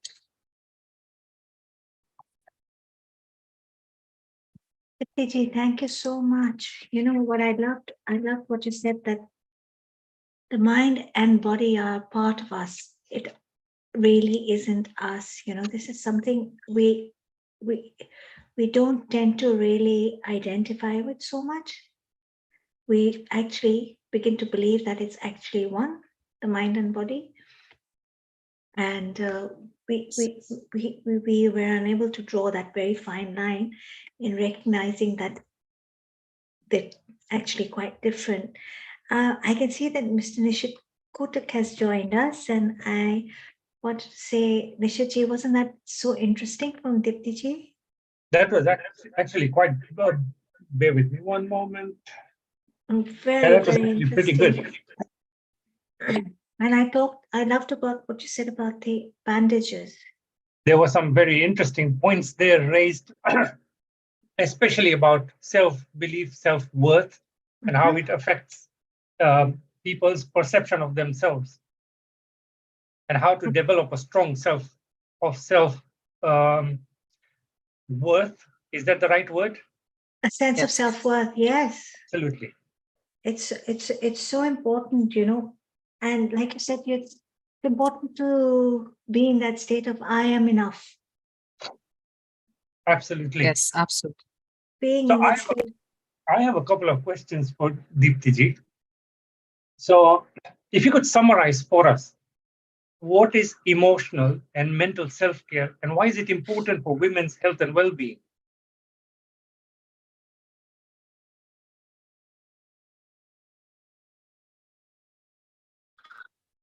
Once we You're breaking up. understand what is emotional health or mental health, how do we think? Is it? Am I audible now? Yes, Hello. Yes, that's your better. audio is Am I fine. good? Yes, Hello. yes, Okay. your audio is fine So now. once Yeah. we understand it, okay. So once we understand how we think and how we feel and how we react, it's just the sense of well-being. You know, if we understand that it's just the ability to cope with whatever has been happening around us is what is the emotional care. If you understand this is a certain emotion, one is part of my life, it will pass. As Gita in Krishna Bhagwan says as well, it shall pass. So this is going to pass. If we understand that and just try to cope up, come out of it, take help, ask for help. As I talked about the septic tank, what happened when we are in the wrong mood, in the devastated mood, we try to seek for the help or the companionship of the people who are in the same genre. You know, we are trying to meet and sit with the people who are going through the same difficult time, or they are also in the same norm. But this is something what is normally human beings doing. This should not be done. We should be sitting with the people who are positive, who are challenging their life, who are encouraging, who are giving you strength. But this is not. We are constantly falling into that dirty tank and asking others to pull us more and more inside. And that's what is the mistake we do. So So that's what we need to do is take responsibility to uplift ourselves and be in more positive company, so we feel more uplifted, right? Yes, uplifted. At the same time, Seemaji, I want to say that it's not every time that you would be feeling uplifted or positive or encouraged or happy. And that's perfectly okay. This is what we need to understand. We do not have to be happy all the time. It's But we okay need to to not understand be. that what emotions I am going through is normal. Pass through it. And for that, as you said, it's okay not to be okay. It's okay It's not okay to not to be right. perfect all the time. It's okay not to. It's okay not to be perfect all the time. It's okay not to be happy all the time. It's okay not to have the best reputation all the time. But we are going through a certain phase, and we will go. We shall pass through it, and we will come out of it very soon. And for that, you need the right people along with you. It is true. They say you are the sum of the 5 people you spend most time with. Yes. Absolutely. So one more question. In today's life, you know, the modern woman is a very busy person. She's juggling multiple roles, having various tasks to do. And like we said, sometimes it takes a toll in the sense that she doesn't have time for herself. But how can women prioritize their emotional and mental self-care in a busy and demanding world that we have today?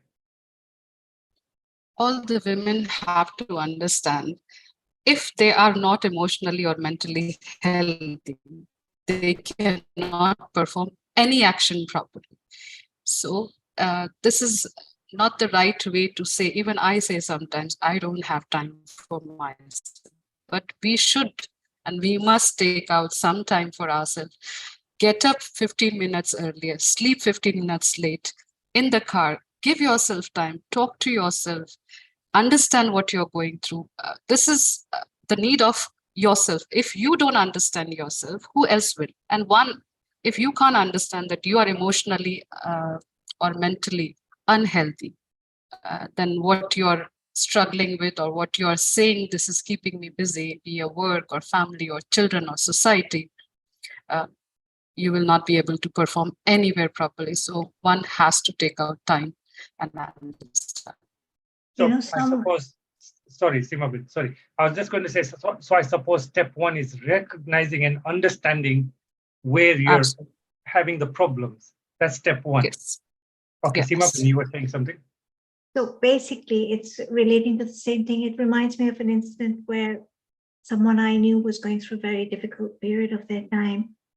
And they did reach out for help. And this lady was a mother and she had children. And one thing that was shared with her, that if mommy is not happy, the whole home is not happy. Basically. Absolutely. So it's your responsibility to make yourself happy first. Now, I'm not talking about it in a selfish context. I'm talking about it in a very spiritual context, because when you're happy, when you're whole, when you're complete, you can be fully present for everyone you love around you, for all those that love you. So you can be fully present there for your children, for your extended family, for your spouse, for your friends. So self-care emotionally and mentally is so important. And there's so many ways of doing this. I loved what you spoke about, the company you keep, keeping the right company, and being in that elevated atmosphere, or elevated maybe not the wrong word, but positive atmosphere, rather than we tend to be drawn towards oh, I'm going through this and you're going through this, and life is so hard and blah, blah, blah. But how about go with someone who can shed some wisdom, and tell you, nothing is permanent. The Gita, like you said, Lord Krishna said, everything is temporary. So this too will pass.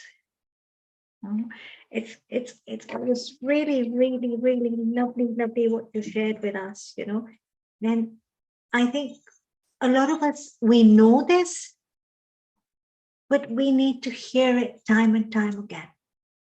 So it's reinforced. Right. There was nothing I said was new or unknown to anybody. We all know it, but you very well said, we need to keep reminding ourselves, as we need to keep reminding ourselves to be in right place, at the right ambience, the right lessons. We should be hearing right talks, we should be listening, because that actually inbuilds the strength what we need to survive. And it's so wonderful to have a gentleman on board, who's speaking with us about this for women, women and this emotional self-care and their spiritual self-care and their mental self-care. It's wonderful. So Nishitji, I'd like to hear more from you, what you have to say. I have one final question. So developing a strong mental attitude is like building a muscle. You need to practice at it. So how can women use mindfulness or other mind-body techniques to improve their emotional and mental well-being? I think the right food, it was talked in the previous talk, eating the right food, having a right routine, keeping yourself, I think most importantly, especially the women of my age, if I say, keeping ourselves always in good shape of mental health, I would say. Keep learning something new. That will give you strength, that will give you positivity, and that will nurture your mental health throughout. Keep learning. Be a language, be a music something, be a dance, be anything. Keep learning. Never stop learning. I think keep learning is the key. If you're constantly doing it, most of the time you're in the good mental health for sure. That was very powerful. I think, continuously learning something new. And, you know, it gives you a sense of achievement also, you know, when you learn something new and exploring the creative arts, you know, Yes. dance, music, it gives you a sense of release as well. Music is very healing. Dancing is very healing, you know, expressing yourself through the creative arts is also very, very powerful. So there's so much we can do. You know, the answers are all there. And psychologically, our mind tends to create these blocks, you know, and we somehow, I don't know if this is a very strong word to use, but we somehow get attached to that space. You know, we can get attached to that space of you know, not being as blissful and happy as we should be, or not being as healthy and joyful and, you know, energetic as we should be. We fall into this comfort zone. And the thing is, we have to take that responsibility to get ourselves out. And I think it's also very important, like you said, the company, we keep on coming back to this before I introduce our wonderful Honey Calaria, is to have a tribe of women that has your back, you know, if you're in such a space. So thank you very much, Dipti ji. That was wonderful. And I can see we have our senior host, Honey Calaria, here, and we have Dr. Amrita Sharma. But before I hop on to both of you, I'd like to say a few words about our senior host, Dr. Honey Calaria. She's a multi-award winning dance professional media presenter and a mind, body, soul expert. She offers online training and coaching to global audiences worldwide to help develop creative hobbies and performing arts careers. She provides education and inspiration, I must say, through the power of creative arts online, and empowers audiences through the key to life's mastery with interviews. Honey has several achievements, and some include receiving an honorary doctorate of arts and Best Bollywood International Artist Award. She's a fantastic dancer, as we all know. She's an advisory member of the National Dance Council, the ambassador to the Duke of Edinburgh Award. And if you want to learn more about this very dynamic, multi-talented woman, just log on to www.honeycalariaofficial.com. A very warm global namaste to you, Honey. How are you? Very well. Thank you so much for a beautiful introduction. As always, dear Seemaji, such a lovely and what lovely interviews. Such insight into women's health. I was loving it. And Seemaji, while you've been giving me such a beautiful introduction, I just felt that it would be only right for me to also share with the world out there who our dear Seemaji is. And I just wanted to say as well, Seemaji was also somebody who's been a senior host, I should say, now with our Healing Our Earth. She was born in Nairobi, Kenya, and her culinary interests developed at an early age, and it was founded mainly from a family food business. You have to try her food, it's delicious. She's traveled extensively in Africa, India, Southeast Asia, and that has allowed her to follow her culinary passion and grow her knowledge on the effects of food on the mind and body. And this, I think, is really, really exciting and very important. Also, this is something we've been talking about today, and something we don't know is the fact that Seema's a walking encyclopedia in this area, and using secret skills handed down from her grandmother. I'm still trying to find those secrets there, and which has been handed down to her with the belief that you are what you eat. She draws from the ancient practices of Ayurveda and Mayan wisdom curating healing spice blends, immunity-enhancing yogic teas, self-care prescriptions, and other well-being foods. So I just wanted to say, dear Seemaji, you are doing amazing work yourself, aren't you? And you have your own Instagram, which people can follow, get the best recipes around.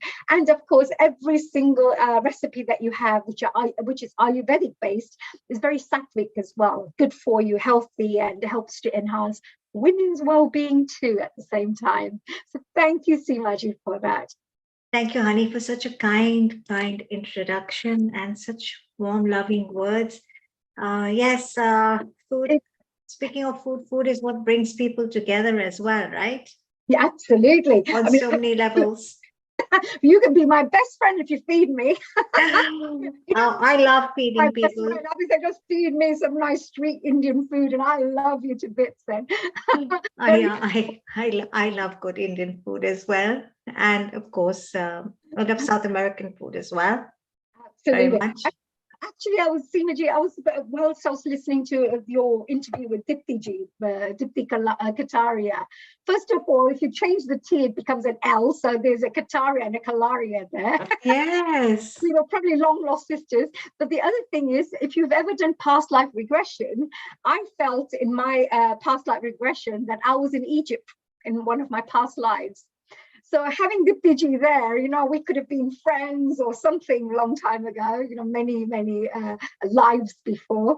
And I love Egypt because the ancient wisdom that, you can study about through Egypt, and also secrets and all sorts of various universal secrets that can learn about are all, they all come from Egypt. And I've studied that quite in depth. So Diptiji, I just wanted to say that maybe one day we'll have a really good discussion about Egypt in itself, because I know that that is a topic on its own. Diptiji, so you come from Cairo, right? Over 20 years from Cairo, I believe.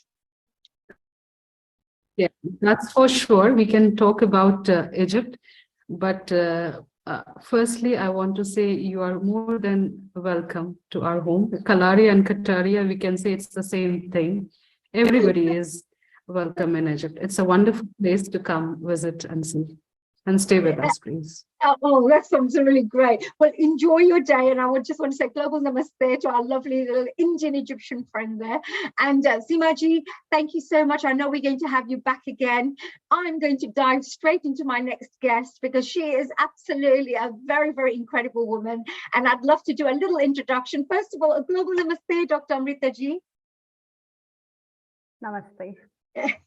Global namaste. I'll just do a quick little introduction because I know that you have very extensive experience in the field of Ayurveda and other areas, especially in the field of self-care. And you're going to be talking a little bit about self-love as part of self-care. But let me tell you a little bit about Dr. Amrita Sharma. She did her bachelor's in Ayurvedic medicine and surgery, and her interest in these kind of studies took her back to explore more about alternative medicine, acupuncture, alternative therapies, naturopathy, and of course, courses on food and nutrition, which is, of course, a very important part of our well-being. And she's also registered with the Yoga Alliance, doing many, many courses. And she's trained thousands of students all over the world, whether it's from Canada to Brazil, Australia to Europe, and Russia, right through to Thailand.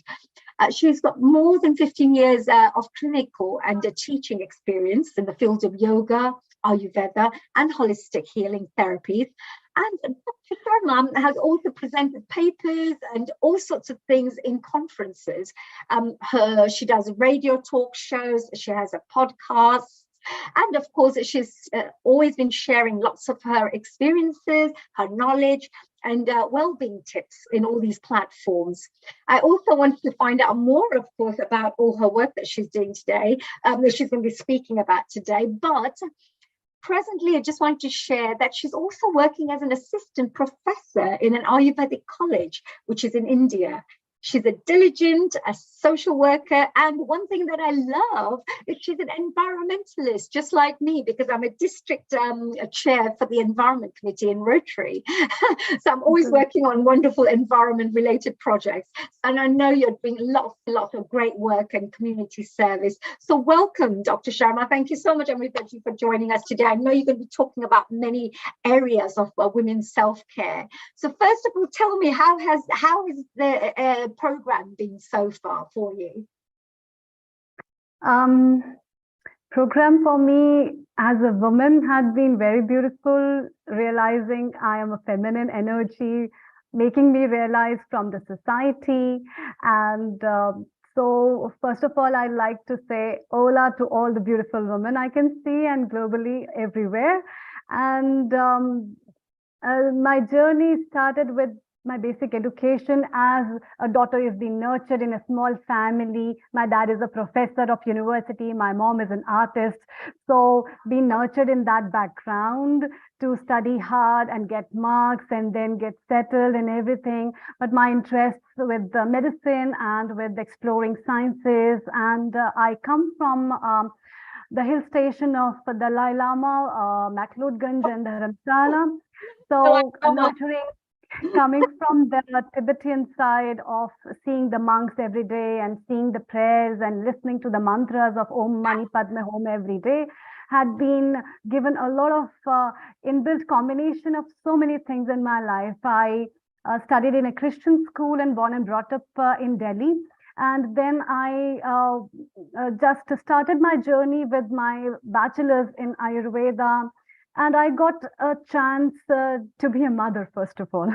And then becoming a mother was a very beautiful gift and a very big surprise. I think when you start to have your first baby, it's a very big, exciting time for you. And then you think about yourself, okay, life has taken a pause. You need to just relax. Otherwise, as many women before has talked about, a lot of anxiety, a lot of things come. And then the families come together and they are like, okay, you're going to be the mom. And then they wait for everything. So a lot of things just come by like that. A lot of changes that take place when you're a parent, I understand. Because exactly. You're a single woman to a married couple to a family. Yeah, exactly. And there is a transition from being a woman to a mother. And that's a very big cross point, actually, because here you were just nurtured as a bud, and now it's your time to give the fruit and ripe the fruit in a proper way so that it can prosper the seed in a proper way. And to become a mother. Yeah, it's interesting how the woman, like it's the same woman, but suddenly there are different responsibilities, different ways.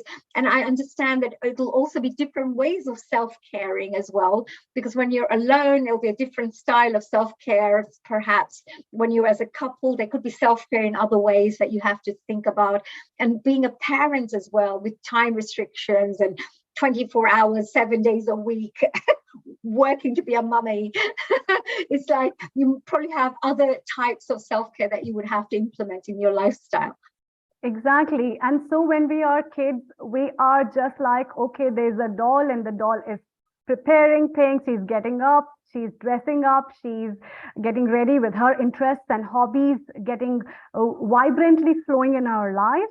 And then she has the romantic stuff of life where she releases her love in the form of different aspects to be a lovable wife as well as a lovable human being in itself. And I think many girls must be realizing all that aspect to be a better partner in life, and how those kind of hormonal changes affect her and her life in person when she undergoes that kind of the sexual changes or the sexuality that comes under the influence of that period of life. And then the change as a mother as well, where she is completely transformed to understand the responsibility of being a mother and to nurture the child in a complete way, because it's always with the mother. The mother has to take up everything almost. And so how to balance herself, how to work on herself, and then with the stress levels and with the work-life balances, and then to find her own stream. So she's like a ravishing river where everything is her responsibility, and then she needs to find her way out. Absolutely. So I think this is really important for us to understand and appreciate that, yes, life does throw lots of demands at you. There are lots of responsibilities and new responsibilities that could come up, but we mustn't forget the self-care part, the self-love part for yourself, because if you feel full, if you feel happy, if you feel fulfilled, healthy, you will be able to do a lot more for society. And actually, there was a really fantastic saying that I had read, and it said, if you check the health of a woman, you will be able to check the health of society. So if you don't have very happy, nurtured women, and, women who are happy and have inner peace themselves, you will find that whole society will be all over the place, because they won't be able to raise children in the best way. They won't be able to bring out the best and maximize the true potential of their child, because they can't give all of themselves. Their relationships will probably not be as fruitful and as, happy as they could be, or fulfilling as they could be. So there are so many areas that could have a knock-on effect if you're not happy and looking after yourself, and how it can affect society in the future as well. So mums, I think, are very important. If women can look after themselves, if women can be stable and really balanced individuals, they can do so much more for society. And society, I think, needs to appreciate how important it is to give that time and support to women as well from their side. Yes, exactly. And the women at that time, when they are mothers, actually are also giving a good participation in the economy of the country as well. So their professional growth, their personal growth, their emotional growth, as so many people and have already talked about, and these kind of small things which hinder myself. And apart from that, I think women and hormones have to do a lot of things. And when you talk about self-love, it is a lot about understanding your own perspective in your own eyes, rather than the perspective of how I look in other people's eye. And so this kind of a thing will nurture the thought of what is self-love for me, and how do I explore, as Deepti ji said before, that yes, love is so important, and that importance of food comes in the form of food. And as from Mumbai, our speaker said that she talked about sattvic food, and I was listening to her as well. They're very informative talks, and she talked about the sattvic food, but I say that food is the food of love. Kitchen is an imbibing source of food. That is why it is called as Annapurna in Indian tradition, because it's giving the fulfillment of Anna. Yeah, because of a goddess, right? Who's dedicated to food. Yes. And then that Annapurna has to serve everybody before her thing. So the moment you enter the home, the kids are after you. This is one, mom, please cook for me this thing. Please, the husband has a demand, the family has a demand, everybody has a demand, but where's my demand? Yes, right. Yes. I also need something. So how do you deal with that? Because at the end of the day, from my point of view, like if you were gauging where you are, or your well-being scale, I would feel that, look, mentally, am I feeling positive and uplifted? Or emotionally, am I feeling happy, fulfilled, relaxed? I'm being able to deal with challenges of life very easily, being resilient to things happening in your life.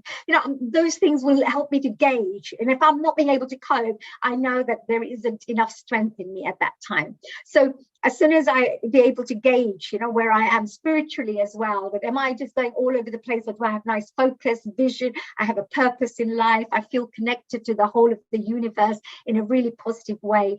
I feel I'm blessed. I feel that everything's working for me rather than against me. So spiritually, I then feel connected. So when I have a little well-being gauge for myself, I will check myself on those areas, like how am I feeling this area? Materially as well, that are you finding jobs and opportunities very easily, or are you really struggling, financially? And does there need to be work in certain areas that you need to do which are not perhaps as balanced? So how would you, coming from an Ayurvedic background, you've studied naturopathy, you've studied so many different techniques. of developing and creating healing and health, how would you help people to gauge, and what advice would you give? Before answering that question, I would like to share a little bit of my personal experience of life, which the past 2 years of my life had been very tough, actually. And my my mother is a stage 3 cancer survivor, and she survived from cancer with a lot of complications. And during the time of COVID, actually, it was very difficult for me to understand how big balance I have to keep with her and myself in my life or with my family. And that gives me a lot of big perspective to understand. Actually, when I was little, my mother used to teach me yoga, and she used to practice yoga. She still practices yoga, and she's pretty well right now, touch wood. But still, those small thoughts that nurture you as a child, as a daughter, and the emotional stuff that connects you with them also gives you a big ground to understand yourself and utilize those things as your strengths in the tough times of your life. And that is where you realize how important it is to think about that woman who gave you birth and had done so many things for you. Because of her, you are walking today, and because of her, you are eating today. And the smiles and the cheers are also because of her. That's a beautiful way. It's gratefulness is one of the most beautiful ways to uplift yourself straight away, because when you start focusing on something that you've been blessed with, like what you just shared, already automatically you feel uplifted and think, oh yeah, you get a lovely smile on your face. You have a joyful feeling in your heart when you think of beautiful things. So it's also important to be able to understand that wherever your mind focuses, that's where it pulls the energy from. So if you focus it on gratefulness and being appreciative of life and things that you've been gifted with, or the close people around you, if you feel grateful for them, you'll always have a nice uplifting feeling, because of that empowering feeling rather than draining feeling.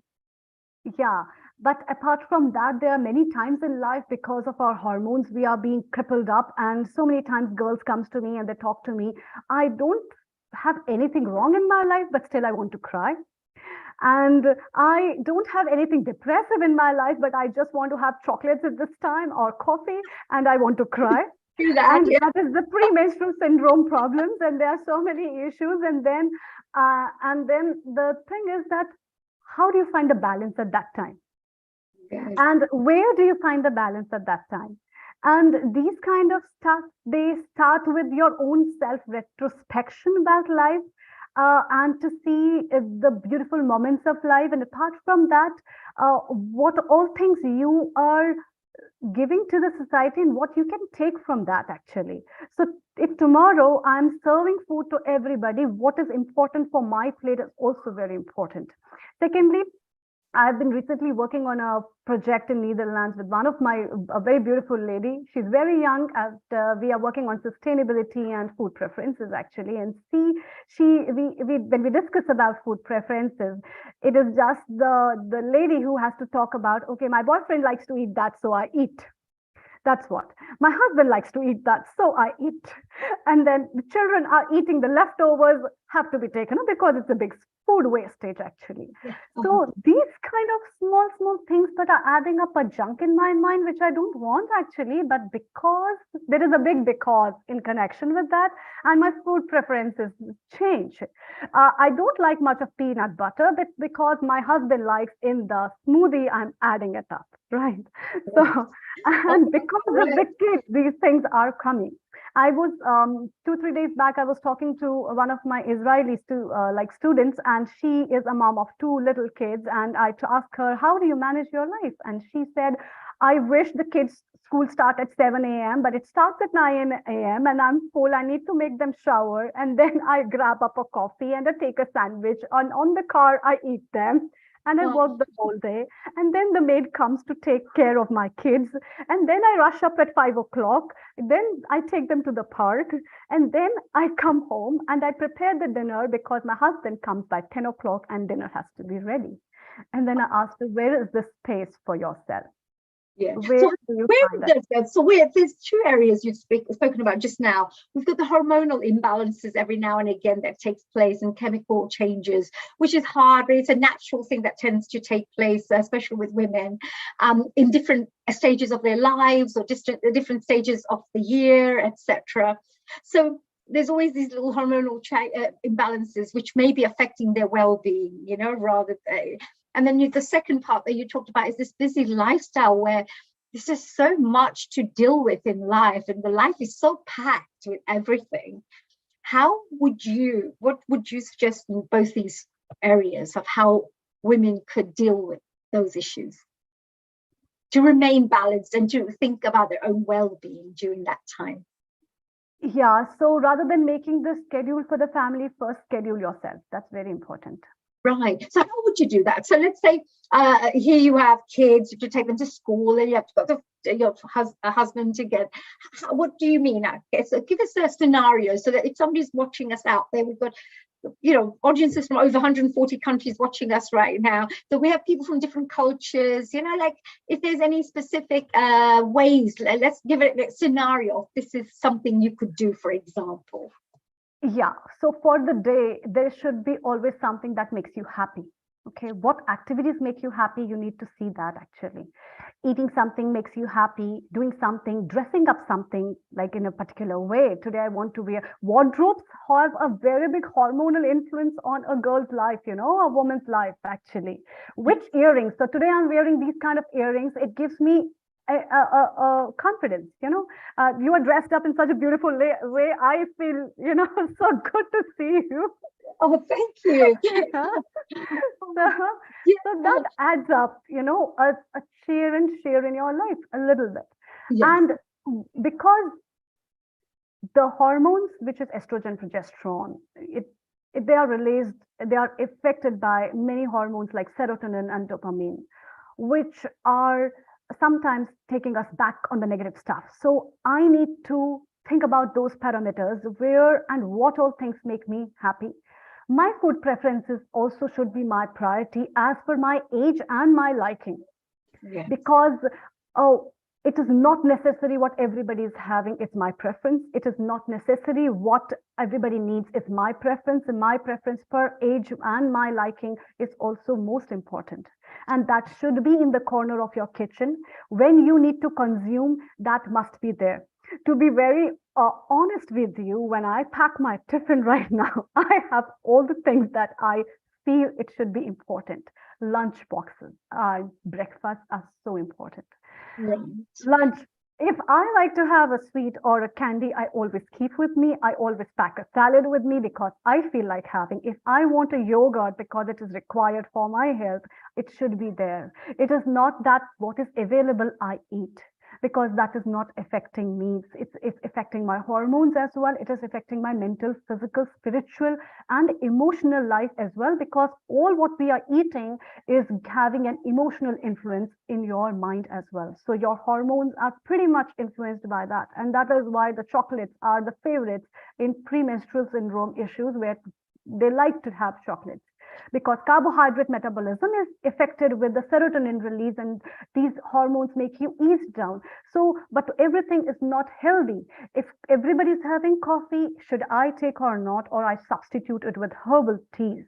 If everybody is having junk or having, as she mentioned before, that obesity is one of the issues because it's so common. Breast cancer, vaginal cancer, uterine cancers, cervical cancers are so common. Vaginal issues are so common. So if UTIs are so common, what precautions I need to take for myself is always an important thing. So my balance of my life, of giving myself time for my eating, my scheduling of my sleeping, a time where you can talk to yourself and be with yourself and nurture any of your hobbies that were in your childhood. Yeah. For example, you are playing hopscotch, you are playing Ringa Roses, you're having some other story time.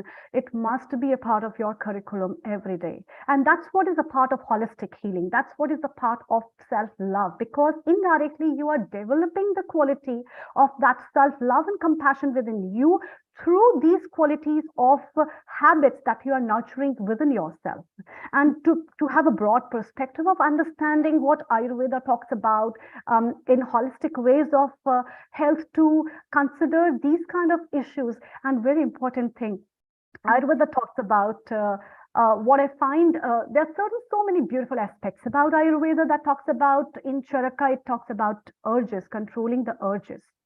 So it used to say that women, when they are working and preoccupied, they control a lot of urges. So I want to have a pee. I am holding it for a very long time. This is one of the very common issues, and is also a cause of urinary tract infections in so many women. Right, yes. I haven't got time to go to the ladies to the washroom. Yes, understand. Yes, which is not good for them in the long term. So they should, if they looked after themselves all the way through, they wouldn't have to have such long-term issues afterwards. Yeah, and not compromising with yourself on your personal hygiene basis. If you need something which is important, which is a personal clean washroom, it is an important choice for your life, because it is helping you to prevent from so many disorders. These kind of mental stuff. Communicate this with people around you, because we may find that, okay, there could be women who can understand about self-care, who may be a little bit more would say knowledgeable in that field, thinking, yes, I need to look after myself. But you have people around you who do not understand. They say, oh, come on, get on with this, come on, we need to get this done, la la la. They don't understand that there are needs that a woman also has. And perhaps because you're not very good at expressing yourself, perhaps you may quietly sacrifice, and just do the work or whatever it is. Like a lot of people are feeling a little annoyed about something, but they just do it, thinking, oh, let me just do it. So how can people express what they require, what they need, and how can they make people understand who do not understand that a woman also has feelings and is not a machine? Yeah. This is also an important part of women empowerment, to express yourself and your feelings, actually, and to not to compromise on the situation. So if you're having a period pain, you have a period pain, and you need to adjust and understand that thing, to make people easily understand, and also to find substitutes for yourself, actually, rather than crying on others' shoulders. It's very important to be self-dependent and to educate everybody. In India, the plight of women is not very good, to be very honest. And so I've seen a lot of women who die because of menstrual problems, where there's so much of menstrual flow, and then people are having, the ladies, they don't know, they are having so many children because of that. They have issues with the reproductive system. There are so many girl children who are malnourished and have anemic, because they don't know they have a heavy menstrual flow. 2 days back, I was asking my maid that, do you give pills to your daughters? Do you give green vegetables to your daughters? Because this is a part of a system which not me have to share, not you have to share, everybody has to share. Globally, people have to share. And to understand, the easier way we will understand, the more we'll be able to communicate with the commons, the more we'll be able to make other women understand about this. I think that will be the solution and the right approach of taking everybody out of it. And that's what is women empowerment. Are you saying communicate it more between each other? You mean speak with each other, talk to each other, educate each other? You mean, is that what you mean? Yes. And secondly, I would like to raise one more topic on this platform regarding the use of birth control pills. Birth control pills are given as cotton candies word over to prevent the birth, and the women take.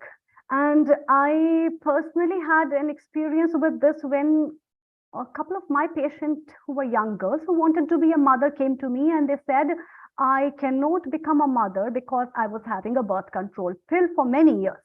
So what was happening with them, that the hormones that they were taking stopped their ovulation, actually. And it was a very pitiful situation that in the 30s of their life, when they want to be a mother, they are not able to ovulate anymore.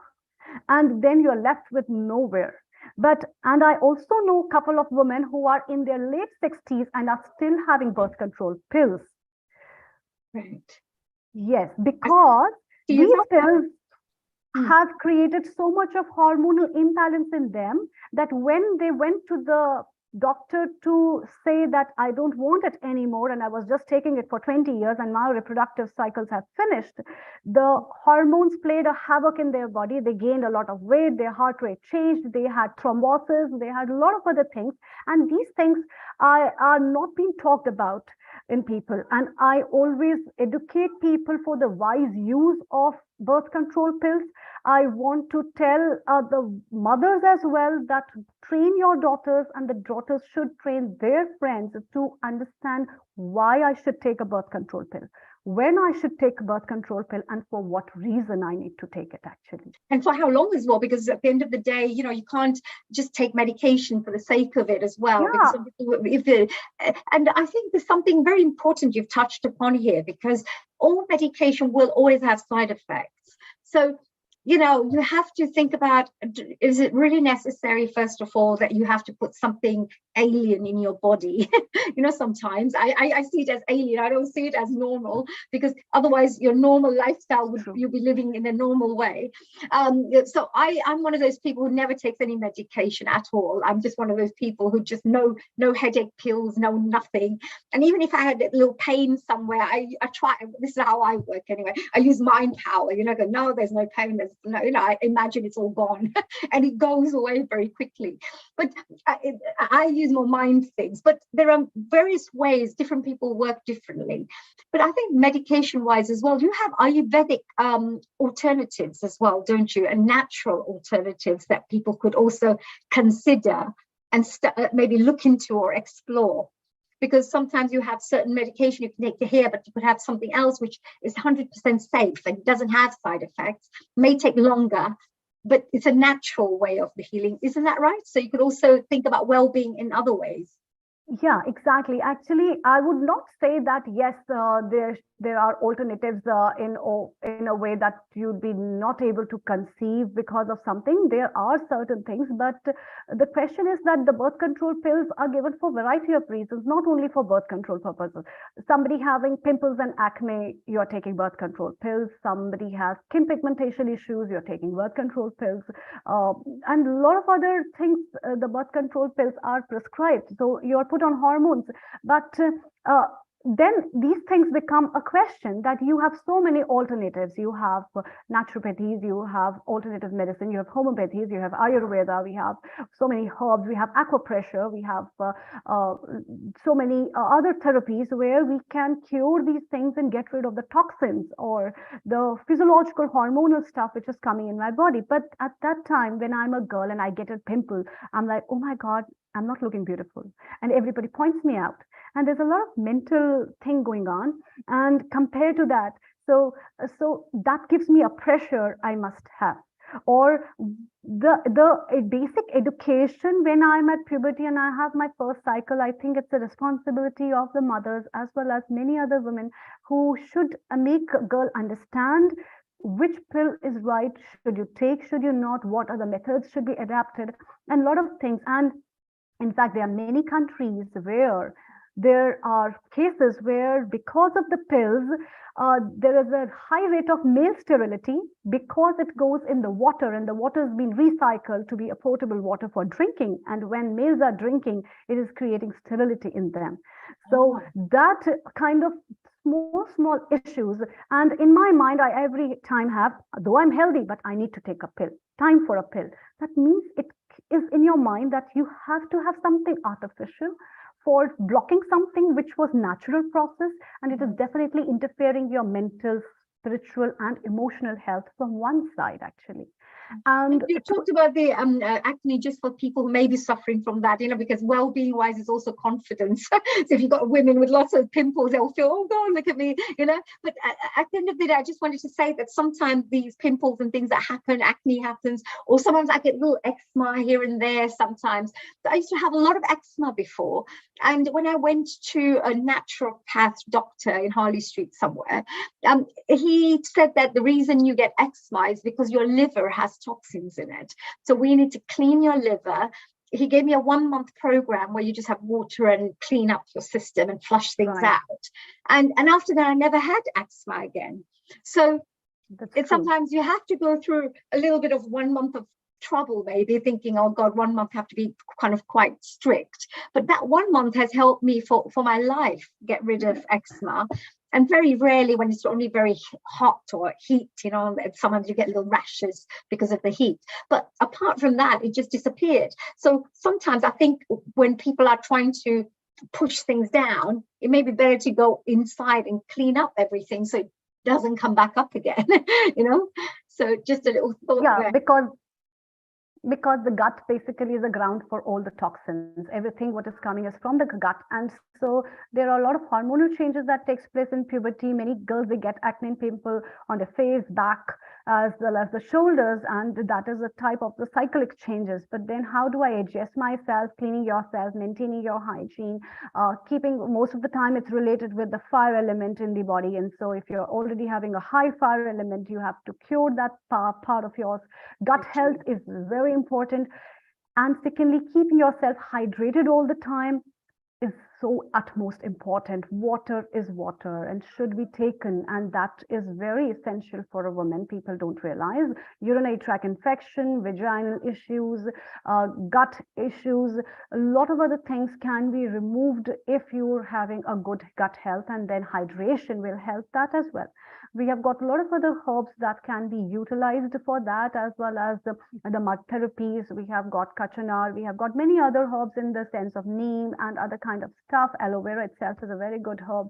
So these kind of stuff can be utilized for the body and incorporated in the food, what kind of food I'm having, what style I'm living, which country I'm living, which environment I'm living. If you're living in a very polluted place, and you are using what kind of cosmetics.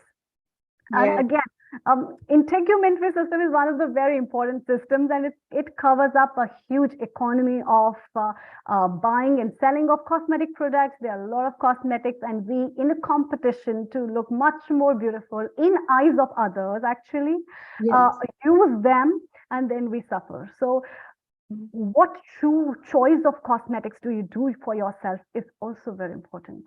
Yeah, I think so too. And nowadays, you know, there is lots of hypoallergenic things. There's a cruelty-free makeup and, you know, skincare. And there's a lot of herbal as well, you know, like you have very natural things with no preservatives, nothing on there, which I think is better, and absolutely having more natural things. I have one last question, because we're coming to the end of our, there's so much things to talk about, and you have such wonderful tips that you've passed on, you know, to all our young, all the different age groups of the women, you know, which is fantastic. So Amritaji, given, let's say somebody has diabetes, like you know, there are people who suffer, especially Indians and Asians. The Asian community members tend to suffer from this area quite a lot, diabetes.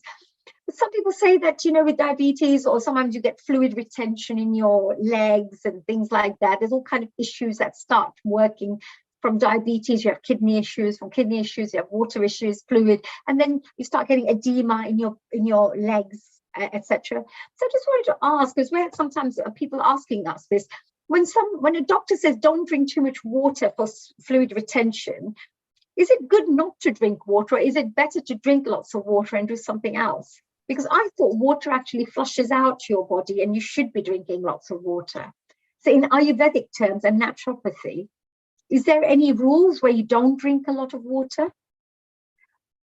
Water can kill you as well.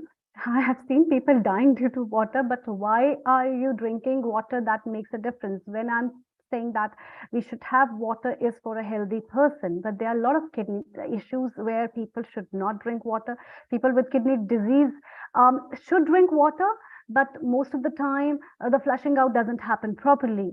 And if you have urinary issues, in the sense urine retention problems are there, then also at night you're not supposed to take water a lot. And there are a couple of small issues where it is barred not to take that much of water, but yes, on an average 2.5 to 3 liters of water, or in the form of soups, in the form of teas, in the form of drinks, or as such as a water is also very important. And for a woman to stay healthy, 3 liters of water is important, especially in the days when you are menstruating, because ideally you are releasing a lot of water from there, because blood is liquid. And you're getting dehydrated in one form or the other, which many women don't realize, that I must keep my hydration status up in that way. So there are many metabolic diseases and kidney stuff diseases where there can be hindrance, or where you're not allowed to have a lot of water, but then generally water is always good. It should be distributed in 24 hours a very proper way, and then taken actually, and not to be taken immediately. So there are people who will say, oh, I drink 3 liters of water early in the morning, which is not healthy, because it's giving a lot of pressure on your renal stuff, and renal output is being barred because so much of water has been gushed up in your body.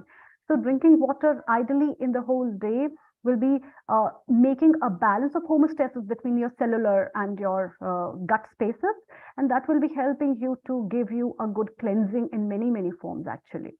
Right. It's better to sip all throughout the day rather than drink loads in one go, so etc. Exactly. And also water is a real important thing for women's well-being, because they say by becoming dehydrated, it could affect your skin, it could affect your thinking, it can affect your making you feeling very tired, so fatigue also takes place if you don't have enough water. So one of the basic things that we talk about, people, especially women out there, literally from basics like drinking water to having extra rest with themselves and to doing things that they love doing, and like you mentioned, all these areas, there are all the different areas you should be thinking about how to include within your lifestyle, isn't it? It reminded me of one of my patients. She lives in Singapore, and then she has a lot of problem of hyperacidity. And when I asked her, like, what is your daily regime, she said, oh, I get up in the morning, and when I get up, I prepare tea for my husband, and then I make my children ready, and then after 3 hours, when everybody is gone, then I take the first glass of water. And that's what I said, you are being caught. Yes. Your first preference should be you serving water for yourself, rather than the husband's things, or rather than the children's stuff. And it takes your 2-3 hours, the gut is empty, it needs hydration, you're not giving it. And so a bottle of water is very important, should be kept every time with you. Yeah, that's very, very important. Beautiful. So see, even basic things like water is important for yourself. I put all my water in a copper thing, and I'm like terrible. I just go filtered water, put it in the copper, have the copper water, and then say prayer on it and say, yes, healing water. And I use all these little, give it all positive energy, all the way through. Yeah. But Dr. Amrita Ji, I just want to say thank you so much for your time. I know very shortly we're moving on to our next guest as well. Thank you so much. We've got, I believe it's a wonderful Hansa Ji, who's going to be joining us very soon. Hansa Pankania will be joining us very shortly. But before then, let me ask if our one and only Nishid Ji has any questions, and if he wishes to interrogate our dear Amrita Ji. So, hello, dear Nishid Ji. Good afternoon here in the UK. Good evening elsewhere. Good morning elsewhere to you. Wonderful. It was a really lovely session, one that I truly found insightful, listening in from the other side. So just a quick couple of questions. What are some practical tips for maintaining a positive self-image and self-esteem, and how does this contribute to self-love and self-care? When you look up at the mirror in the morning, that gives you a best self-esteem. And when you look up at the mirror in the morning, don't look at what bad you have on your face and what all things are negative, but look at the positive inside of your face. Secondly, looking eye to eye on the mirror to yourself gives you a very big self-esteem. Always get ready in a confident way, because getting ready is one of the very practical aspects, and looking beautiful in your own eyes. Actually, when you put an eyeliner, and when you put a kajal, you're always imagining yourself and looking at yourself, how beautiful you look, or in the eyes of somebody, that somebody will give you a compliment. And if you don't get, then it stresses you up, but then it's okay. Some compliments are just for yourself, right? Or if you choose a particular lip shape today and you are having a glossy lips, actually what happened that when COVID was there, everybody was wearing masks, and it was hiding one of the beautiful aspects of beautiful smiles of faces and the beautiful lipsticks people put. And that was a hindrance for a self-esteem. So self-esteem is built with a very small intramolecular combination of what is your perspective and how beautiful you feel yourself into. And therefore, looking at the mirror is utmost important, because that's the time you're communicating with yourself and giving yourself the confidence to face the day and the people that, yes, life is beautiful for me as well as for the others, and I'm going to bloom it actually. I love that. And you should too. I just wanted to add there, because when I look at my mirror, I say, wow, that's gorgeous. Who's that? Oh, that's me. Oh, sorry. I don't walk back. It's like a little push and a little positive self-talk always helps. You need to have that. This then brings me to the next question, which is, how can women create healthy boundaries as part of their self-love and self-care routine? And why is it important? They can create lovely boundaries of their self-love by taking into consideration the SWOT analysis of your life actually. What is your strength? What is your weakness? What do you love? Where is the boundary of what can you bear with a situation, and how much can you go beyond that actually? We as a ladies are overstretching ourselves and our boundaries, and that's where we are hit. And we keep waiting for the last moment unless the urinary tract infection gives me a severe pain and I'm hospitalized. I'll be carefree actually. So the boundary is my first alarm sign. How do I feel within myself? And that's where is my self-love coming from. If I'm loving myself as a soul, I must treat it as a beautiful temple as I clean the temple. And many ladies are very religious in India, and I see the ladies do fasting and they don't take care of their health, and they just believe that God will bestow something on them. But God gave you this gift that has to be taken care first. And so the limitations have to be boundary lined. What stretch can you go and what is your limitation? Bounding your limitation and your SWOT analysis of your strengths, weaknesses. What opportunities can you make and grab from that household and outside stuff? And what is threatening you should be taken care with that mindful technique. Superb. Now, what I have found is there are many women around us in our lives who are fabulous and fierce and amazing. But there are also a number of women who are not that strong on themselves. And so for those kind of women, how would you suggest they address and overcome feelings of, say, maybe guilt, shame, or self-doubt? And how does this impact their self-love and self-care practices? This happens with everybody, because there are many times when people feel I am not perfect. And there are always the times when you look at Facebook and Instagrams and you feel, oh my God, that's so beautiful. Like, she is so young. I am getting older. Look at my gray hair. So a lot of things come. And in this, I would see one more thing. In many females, because of the hormonal cycle, this kind of a depressive statements will mostly come in the month. There will be a part of your things. There can be irritation. There can be a lot of other stuff which is a part of you, and you need to see and check that if that is your part, then it will subside with time. And if it is not, then it is very important to build strength about those positive notions and the qualities that you have, and write it in your diary, scribble them off, and then make them more beautiful. As you said, good company is very important. That is one part of it, as well as not giving, because we ladies, we give everything to the family. Okay, this is for the time for the children, this is for them. What about me? So giving time to yourself, you'll be able to think about, today this person hit me up. I'm fearful about these things. And secondly, we are more emotionally very weak actually. So emotional strengthening is very important. Meditations help, yogic exercises, hip opening exercises, I would say, because the root chakras are blocked, the sacral chakras are blocked, the pelvic chakras are blocked. So most of the time, hip opening exercises, 2 minutes a day, 10 minutes a day, or whatever time you get, walking for yourself, taking care about yourself. Fashion and trend to be followed is also important, but taking care of your health is very important. If everybody is wearing high heels and I'm getting my hip pains and I'm getting my knee pains, it's not necessary. You can look beautiful without them as well. So that is a very important thing to see and clear your grounds. What are the fears that you are having and how you can slowly work on them. In this, herbs and many other techniques of holistic health will also be very added on to take you out of this fearful situation of life. Fabulous. Maybe one last question from me, which is when women are taking on multiple roles, they're a daughter, a daughter-in-law, a mother, a wife, a person working, etc. Multiple roles they have in their lives. They will come across situations where maybe they don't get things right, and everybody makes mistakes, etc. How do you?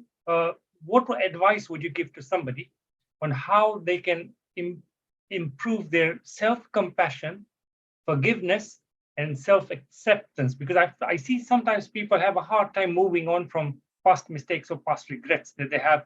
They don't let go easily. I would say the answer is chill out.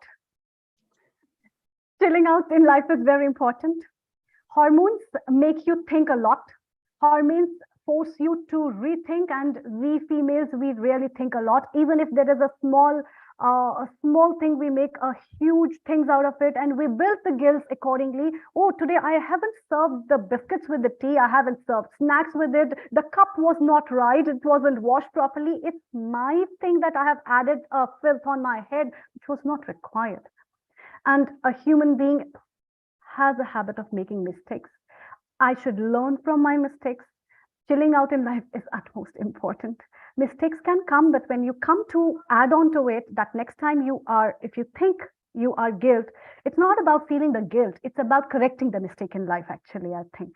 And when you make a correction, your guilt is gone. You will forgive yourself, and you will learn the new way that this time it has happened, next time it won't. Automatically, these things will help you in serving the tea to your guests in a better way. And that is what is my fund of life, actually. Oh, it's fantastic questions, fantastic answers, both sides. I love the SWOT analysis as well. I think that was a fantastic way to look at the SWOT analysis in your life. That's, of course, strengths, weaknesses, opportunities, and threats that we talk about. And Nishitji, I think you're amazing with your wonderful questions. I thought they were fantastic questions. Thank you for that. I'm sure all our audience members watching right now found some amazing tips there. And Amritaji, thank you very much for this really great insight. And of course, we could continue talking to you for hours with these wonderful tips that you have and wonderful knowledge that you're sharing with us. But we hope to have you back again in the future sometime to join us again on our Healing Our Earth. But meanwhile, wanted to say a very big thank you from every single one of us here.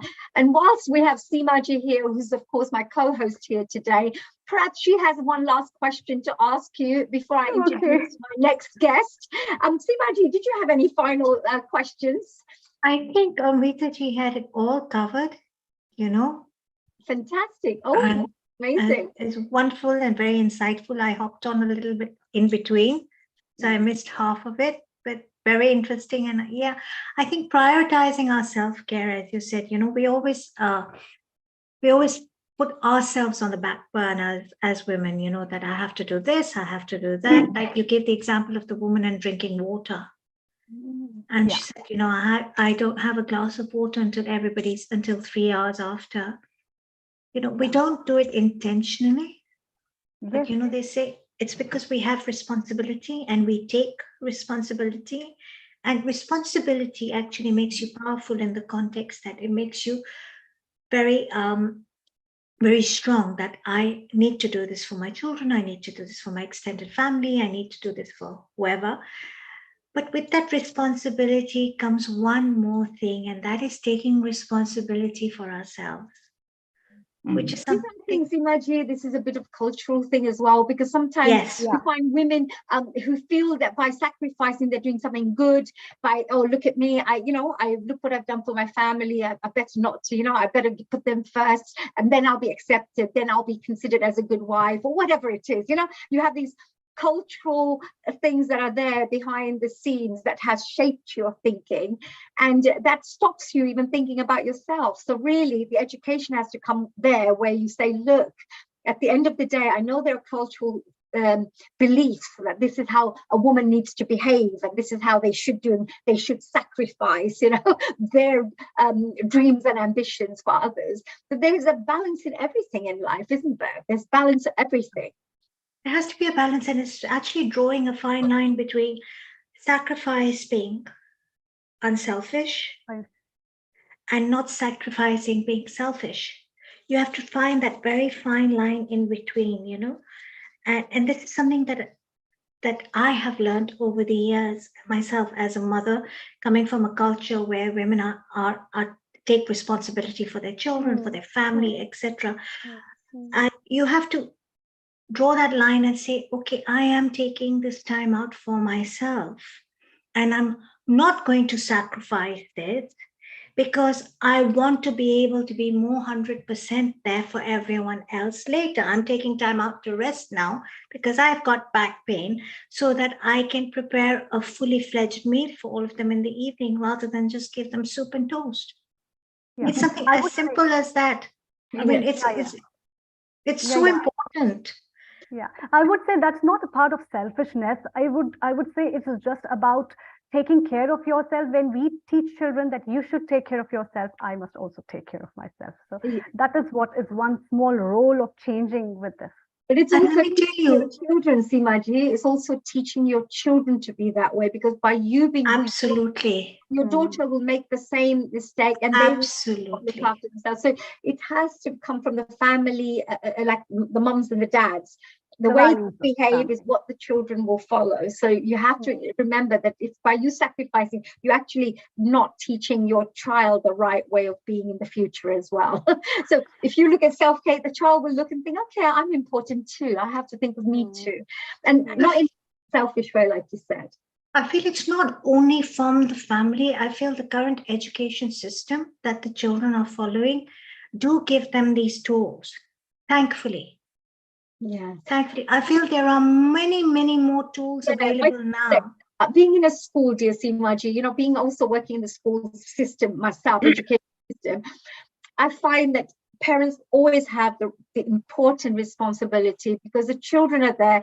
The school teachers will never, it's not your child, it's not whatever, you do what your work is. They'll never get the kind of training that a family member can give to a child. And also the fact that a child doesn't need teaching, it needs observation. It observes how people are behaving. And when you say, don't do that, you shouldn't be doing it. Or go and wake up and do this, you should be doing it. So they watch and say, mum does it or dad does it, I should also do it. But if you don't do it and tell person not to do this. No. The process of socialization is very, very important. I agree. Please don't get me wrong. It's fundamental to the children, learning. But what I'm saying, an add on, okay, now I lived in Hong Kong. Okay, I don't know much about the British schooling system, but my children went to a beautiful community-minded school, okay, where they would integrate the parents into the school. We'd have bingo night, and all the parents would meet with the teachers and we'd get together. It was fantastic. It was like a flat family, literally. And I feel that's we made the right decision choosing that school, because they really inculcated high self-esteem in the children, great leadership qualities, looking after each other, being there for one another, being caring, being a good friend. There would be signs up on the board. What does it mean to be a good friend? What does a good friend do? And also taking that time out and taking that time out for yourself. Like, if you're tired, I'm tired. Okay, do you think you need a little bit of rest? Rather than school system saying, oh, but you have to finish this and you have to finish this and you have to meet your targets. Just that little bit of compassion towards the children. You can get a lot back out of them. Because it's like developing people through reward system rather than punishment system. We were very lucky. Yeah, with our children. We've got loads. Oh my God, there's so much to talk about here. But I just want to say, Simaji, I'm aware of the time slot, and I know that Simaji, I just want to say that I know you're going to be taking over our next interview as well. So I just wanted to say thank you so much. I'll let you do a lovely introduction to our Hansaji, and of course you're going to be tuning into Hansa from Kenya very shortly, who is all the way here from UK. So we've just traveled from India to UK again, and Simaji, it's all yours. And Hansaji, we look forward to listening to all your wonderful tips and information and knowledge that will help transform lives of women around the world and hopefully educate many more people around the women to help to appreciate and understand the women better. Lovely to see you, Haniji. As always, it's always a pleasure. As always, it's always a delight to see you and see your bubbly energy coming through the screen. Oh, thank you so much. Thank you so much. Well, you're going to have completely my lovely, peaceful co-host, you know. She's got the lovely, most beautiful spiritual energy that she'll be passing on to you now. So Seemaji, all yours, my dear. A global namaste to all our wonderful Healing Our Earth members. And whilst I'm here, I just want to quickly share that we have got some really great future sessions coming up where we would love to invite you to come and tune in. We have future sessions, and if that's okay with you, Seemaji, I will just do a quick little share and help our audience members see what's coming up very shortly. So I just wanted to share with everybody that we have on the Sunday 19th of March, Integrated Health, which is all about transforming healthcare. This is a free online global program, of course, as we always hold every Sundays, but it will be a fantastic show where it will be, as we say, health is wealth. So you'll get all the golden nuggets that you need to get from all the special experts and guest people who are coming on board. We also have our yoga and meditation on 26th of March. This is for all our yoga lovers, meditation lovers, and for those of you who may be considering taking on board meditation or want to find out more about what this big craze is about with meditation and yoga. What are the benefits that you can gain by embarking upon a program there? So again, we'll have some wonderful practitioners where you can learn practically, and you can also learn a bit of theoretical knowledge there as well. So I look forward to seeing all of you on those programs. And Seemaji, it's all yours. And Hansaji, thank you, honey. Global namaste. You gorgeous. Global namaste. Wow, that was fantastic. Now, Hansaji, before we begin, I'd like to say a few things about you. You're going to be speaking to us on the 5 simple steps to maximum well-being. Now, Hansa Panakania is an author of self-help books for adults and children available on Amazon and through her website. This dynamic lady is a speaker and founder of Om Wellbeing Consultancy, which offers personal and corporate well-being solutions. In her books, Stress to Success in 28 Days and Stress to Success Stories, she is passionate about sharing natural well-being techniques, which are absolutely cost-free, easy to implement, to nourish our body, mind, and soul in many powerful ways. Hansaji's Chakraji Children's Relaxation series of books passes natural well-being tips to primary age children using colorful illustrations. How wonderful is that? She has also published her memoir, Best of Three Worlds, about being born in Kenya as myself as well, as a British subject of Indian origin, and the fusion of 3 histories and cultures. How interesting. She's currently writing a sequel, Best of One World, My 50 Steps to Sustainable, Meaningful, and Joyful Life, which will be published in October 2023. We are looking forward to that. And more can be learned about Hansa Pankania at www.hansapankania.com. Like once again, a very warm global namaste, Hansaji. You're always spreading your light on well-being and wellness. And there's always so much positivity in everything you say and do. Global namaste, Seemaji, and to all our audience on Healing Our Earth. And thank you for this wonderful opportunity to share a few of my thoughts on the Women's Self-Care episode. Thank you very much. Thank you for being here. Now you've simplified everything into 5 very simple steps to maximum well-being. You know, and this is wonderful because when we look at the number 5, it's not such a large number. It isn't, no. No, so you know, you think, oh, this should be easy. 5 simple steps to natural well-being. So what's the first step? Okay, I've got a PowerPoint, so I'm going to share it. But Lovely. something I'll say is that I was so pleased to hear that the previous speakers went into detail about some of the things that I'm covering. So my 5 simple steps also got a lot of depth and detail from the other speakers. So in some ways, I'm kind of bringing it all together. So it was just really great to hear all the wonderful ideas from the other speakers saying more about the steps that I'm presenting. So that was good. So I'm going to share my screen.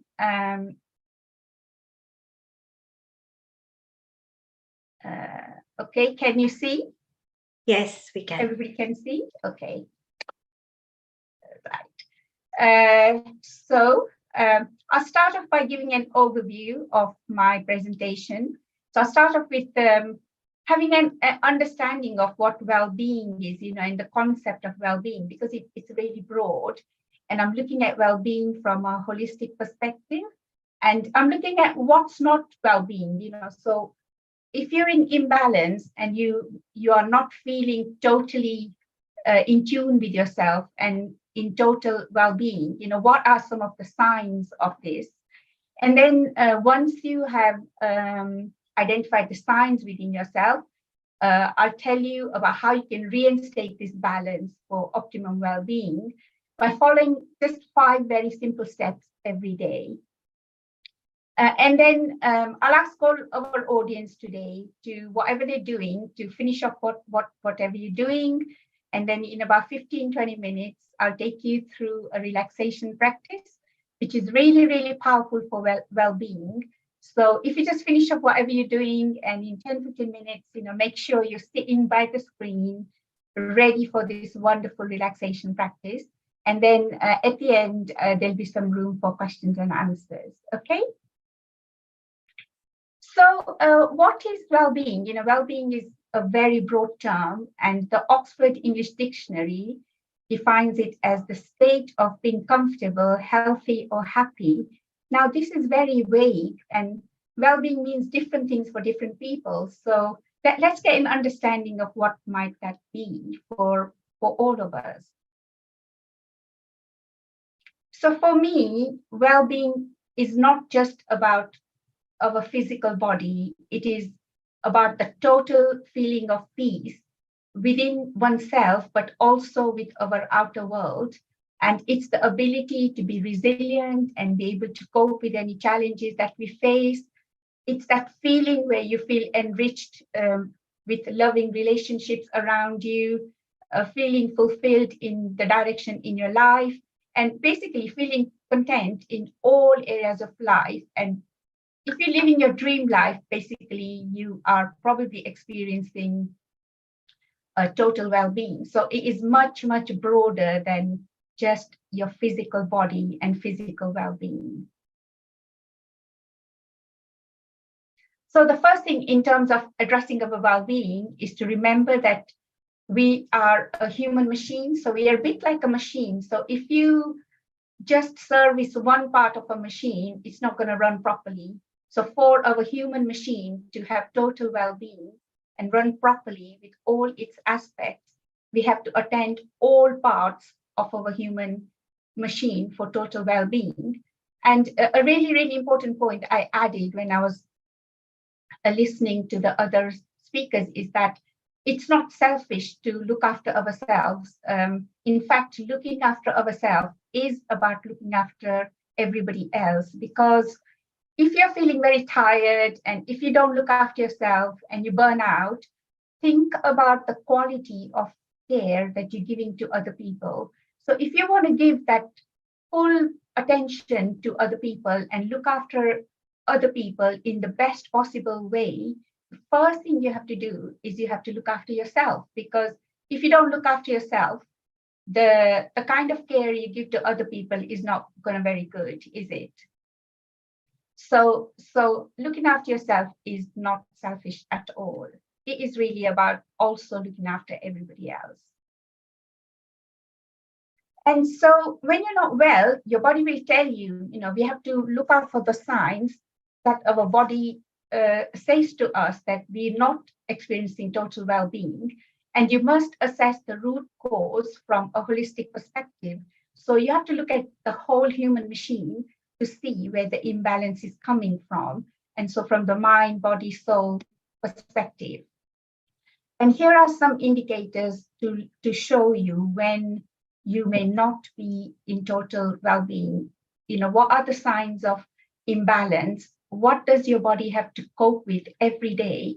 And if you just imagine your body and you think about all these things that your body has to cope with day in, day out, then you'll understand how important it is to take care of ourselves. So here are some signs. You have to take care of your mind, you have to take care of your heart, you have to take care of your physical body, you have to take care of your relationships. You have to also take into account the environment that you're in, and obviously our sole purpose, and all these things will impact on your well-being. So for example, on a mind level, if you're thinking negatively, if you're a pessimist, if you're constantly worrying, this says you are not experiencing total well-being. If you're feeling fearful, angry, guilty, sad, again, you're holding on to a lot of negative emotion, which says that you're not in total well-being. Your physical body will tell you if you've got illnesses, if you're not sleeping properly, you are tired. Also, in terms of your relationships, if you are experiencing conflict, feeling rejected in any way, you're having temper tantrums, those kind of things, feeling irritable, then all these are signs saying you are not in total well-being.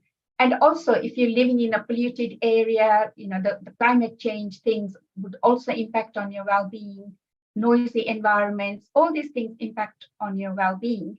And if you're feeling you have no direction in life, you're feeling that you've got no purpose in your life, all this, your body is having to cope with all this. So just imagine how much you have to take care of yourself, because your body is having to cope with all these things every single day. So how do we work towards total well-being? Simple, you just follow a 5-a-day rule, okay? Because when you follow the 5-a-day rule that I'm going to tell you in a little while, this will keep you in optimum health. It'll keep you happy, healthy, relaxed, resilient, and able to cope with any challenges that you may face. And you will feel content and at peace within and with the outer world. So here is how we do it. So I just suggest that you take a photo of this slide, because here are your 5-a-day things that you have to do every day. So remember what I said earlier on about we have to nourish our whole human machine. So we have to nourish our mind, we have to nourish our heart every day, we have to nourish our body every day, and we have to nourish our relationships every day. And also we have to feed our soul and nourish our life purpose every day. So step number 1, in terms of nourishing your mind and mastering your mind, think positive, because positive thinking leads to positive emotions, which leads to positive action, which leads to positive consequences. So this is the law of attraction, basically, that I'm talking about. And things like meditation really help with this. But also just notice whenever you're thinking, if your thoughts are negative, then reframe them and start to think positive, because then this will lead to positive actions and positive consequences in your life. Step number 2 is to nourish your heart. So don't hold on to any negative feelings, so if you're feeling sad or angry or whatever, just write it out, talk to somebody and get that out of your system. And, as our previous speaker was saying, foster compassion, love and joy and gratitude in your life. So be grateful for everything that you have. Feel love for other people around you. Whatever you do with other people, do it with love and joy and compassion. And don't judge anybody. Don't judge yourself. Don't judge other people. And so all these things will nourish your heart. And then nourish your body potential as well. So it's really important to eat healthy and exercise daily according to your body type and your circadian rhythm. And our first speaker, who was talking from the Ayurvedic perspective, gave us loads of good tips. So find out what your body type is and then eat according to your body type. Make sure you exercise every day. And that way you are attending to your physical body. Also nourish your relationships, point number 4, because we are also part of our group of family, our group of friends, our colleagues. We are part of a group. So if one person in your group is not uplifting or is stressed out, this is going to impact on your well-being as well. So it's really important to nourish our relationships and feel empowered in our relationship. And you do this by listening really well to other people, by being assertive about your needs. And again, the previous speakers have spoken about this. Communicating very clearly whatever you need and whatever you like and whatever you don't like, and saying that very clearly to other people, because your needs are important, and listening to other people's needs as well. So it's that two-way communication that needs to happen. And then having this sense of belonging with your family and your friends, or always having socializing so that you feel you belong to a group of people, because that sense of belonging is also very important. And the last step is to contribute to your soul and contribute to the greater good. So you must do something every day to feed your soul. So spend time in nature,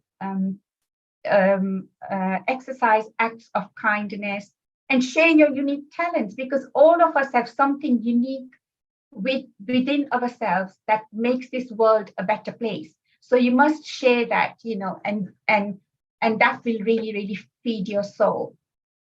So find out, what your talents are, and then share them with the wider world. And this will give you a sense of direction and a sense of purpose in your life. So these are the 5 steps that you have to do, one thing from each of those areas every day. And when you do this, it will keep you in optimum health all the time. So here's an example of a woman called Sonia, who I worked with. So she was feeling very tired. She wasn't feeling motivated. She'd lost her sense of self over the past 10 years because she was busy looking after 2 children and an elderly mother. And so she started the 5-a-day well-being practice every day. So on a mental perspective, she started to think positively. So she started to attract all the good things in her life because she started to think positively. On a heart level, because she wasn't feeling very happy, she talked to her husband about her feelings. She started to give gratitude about all the good things in her life. And she offered love and compassion to all the people around her. So she nourished her heart that way. And in terms of not addressing her body and looking after her physical body, she started to go for a walk in nature every day. And she started a yoga class. And in terms of her relationships, she started to assert her needs. So she started to say what she needed and what she didn't need. And she started to reconnect with all her old friends, who were really, really supportive and who nurtured her and who held her during difficult times. And lastly, she loved cooking, like Seema, she loved cooking. So she started to share her unique talents. She started to cook and share her food with other people.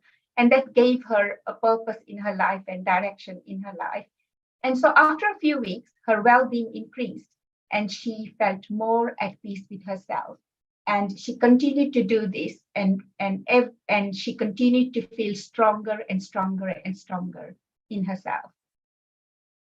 So in summary, if you are not set by the screen just yet for the relaxation practice, I'd love you to join us for the relaxation practice that I'm going to take you through in a minute or so. So just sit by and sit back, and I'm going to take you through this relaxation practice in a minute. But to summarize what I've been saying so far, well-being is not just about physical health. but it's the balance between body, mind, soul, relationships, and the wider environment as well. And so we have to address each of those aspects every day to stay in balance. So you must nourish and rejuvenate all these aspects by following the 5-a-day rule, which is doing one thing to nourish your body, one thing to nourish your mind, one thing to nourish your soul, one thing to nourish your relationship, and one thing to nourish your life purpose every day. And you will always feel at peace and well and resilient and happy in your life and successful as well in your life. So that's my presentation. That's the content of my presentation so far. And now I'm going to take you through this relaxation practice. I'm going to take you through 4 mini practices, and you can do these in combination or you can do these in isolation. But the research says that when you do 10 minutes of this practice, it equals to 1 hour of the benefits of sleep. So if you get into the habit of doing this about 3 times a day, your well-being will shoot up, because you are getting the benefits of about 3 hours of sleep, and you will really, you will feel just as energetic at the end of the day as when you started off at the start of the day, because these techniques are natural, they're powerful, they don't cost anything, and you can practice them anywhere and anywhere. So you can practice them at home, you can practice them at work, in a meeting, on the bus, in the car, on the train, waiting in the queue in the supermarket. So there's absolutely no excuse for not doing these, because you can just sneak these techniques into your daily life, no matter how busy you are. So now I'd like you to sit back wherever you are and uncross your arms and legs. And if you can, close your eyes. But if you feel you can't close your eyes, you can just lower your eyes. And take your attention into your body. You must pay attention to your body and any sign of imbalance that your body is giving you, and you must address this as soon as possible before things get worse. So every day, just get into the habit of going inside your body and watching out for the signs of imbalance.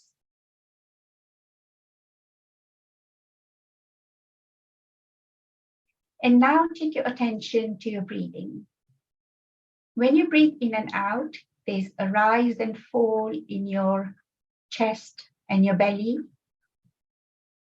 If you can, take the attention of your breathing deeper into your belly and just focus on the movement that your breath is making in your belly, the rise and fall of your breath as you breathe in and out. And this is the practice of mindfulness. And you can do this anytime. You can do this for 10 minutes. You can do this for 5 minutes. You can do this for 2 minutes. All you do is pay attention to the movement that your breath is making in your body.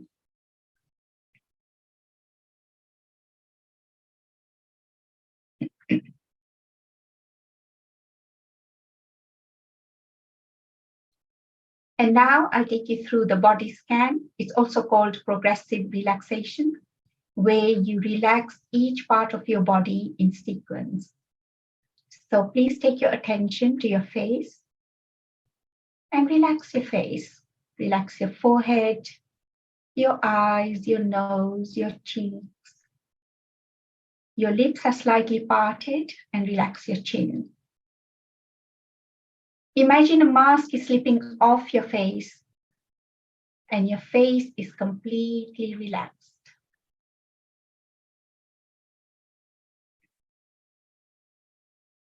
Now relax the back of your head and your neck.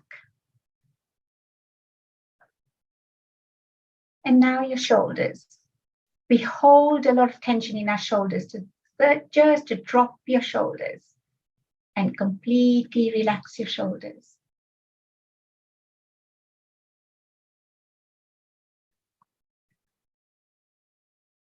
And relax your arms and your fingers flopping loosely on your thighs. And relax your chest and your belly. Relax the whole of your back from the top of your neck to the base of your spine.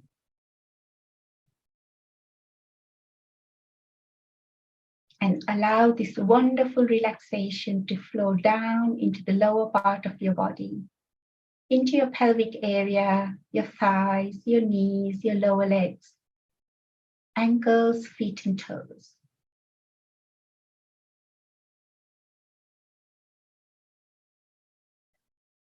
Just let all the tension in your body slip down from your head to your toes, through the building, through the layers of the earth, and it's disappearing. And from the center of the earth, bring a beautiful bubble of white light back in reverse order into your body. Beautiful white light entering your toes, moving up your body, right up to your head, moving around you, outside your body, creating a beautiful bubble of white light around you. And again, you can do this very quickly. Just always visualize a bubble of white light around you. And the white light is always nourishing every cell in your body, keeping it healthy and well.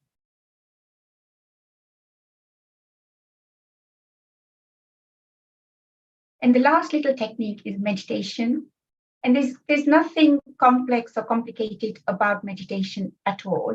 You just choose a positive word. So it can be a relax, love, comfort, bliss. Traditionally in meditation, we use the mantra Om. So you can focus on the mantra Om. And just repeat this word silently in your mind for a few moments. And again, you can do this practice for 5 minutes or 10 minutes or 15 minutes or whatever time you have in the day. And just silently repeat the positive mantra Om. And when you do this, it's releasing all these beautiful vibrations in your body and around you.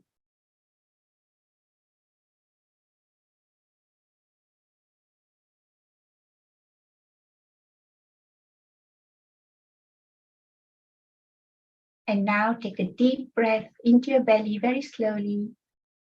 Breathe out very slowly.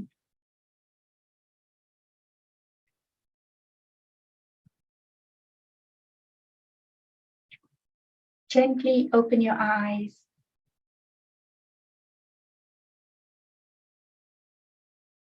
And come back to Healing Our Earth and to Seemaji and myself.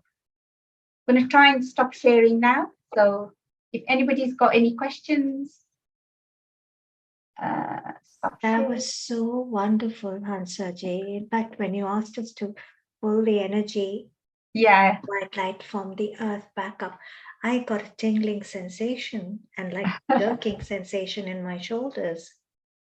Thank you. I'm just trying to stop sharing because I'm co-host. It's fine. We are not seeing your presentation. We're seeing your lovely, beautiful Yeah, so I think Nishit has closed my presentation. Thank you very much. Yeah, thank you.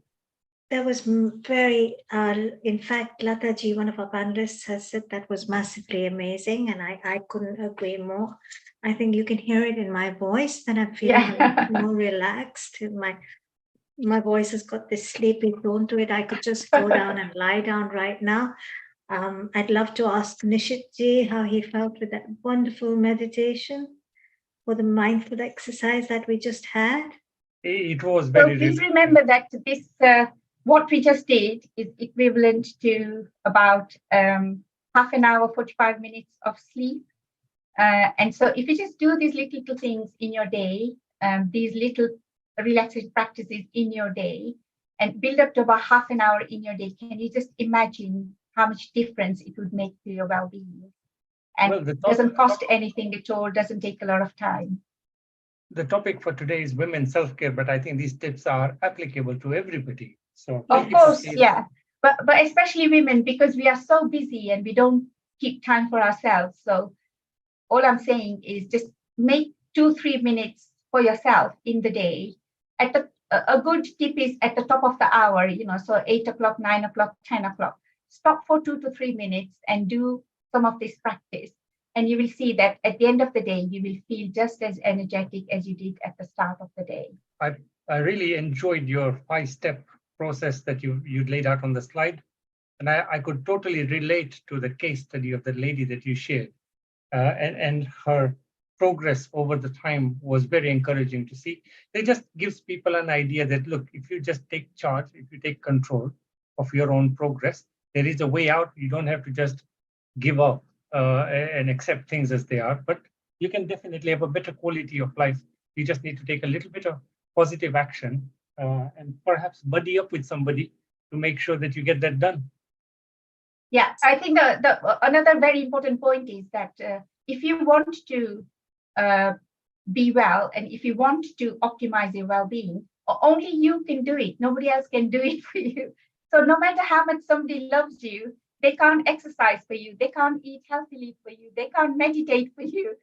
So sometimes we expect other people to make us feel good and make us feel well, but actually only we can do that for ourselves.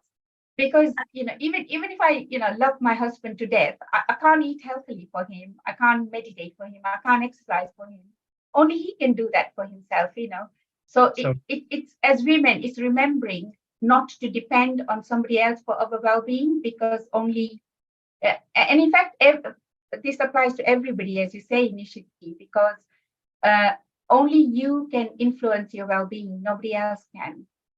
Well, I'm going to say something else there. So my mom, bless her, she's recently got into this.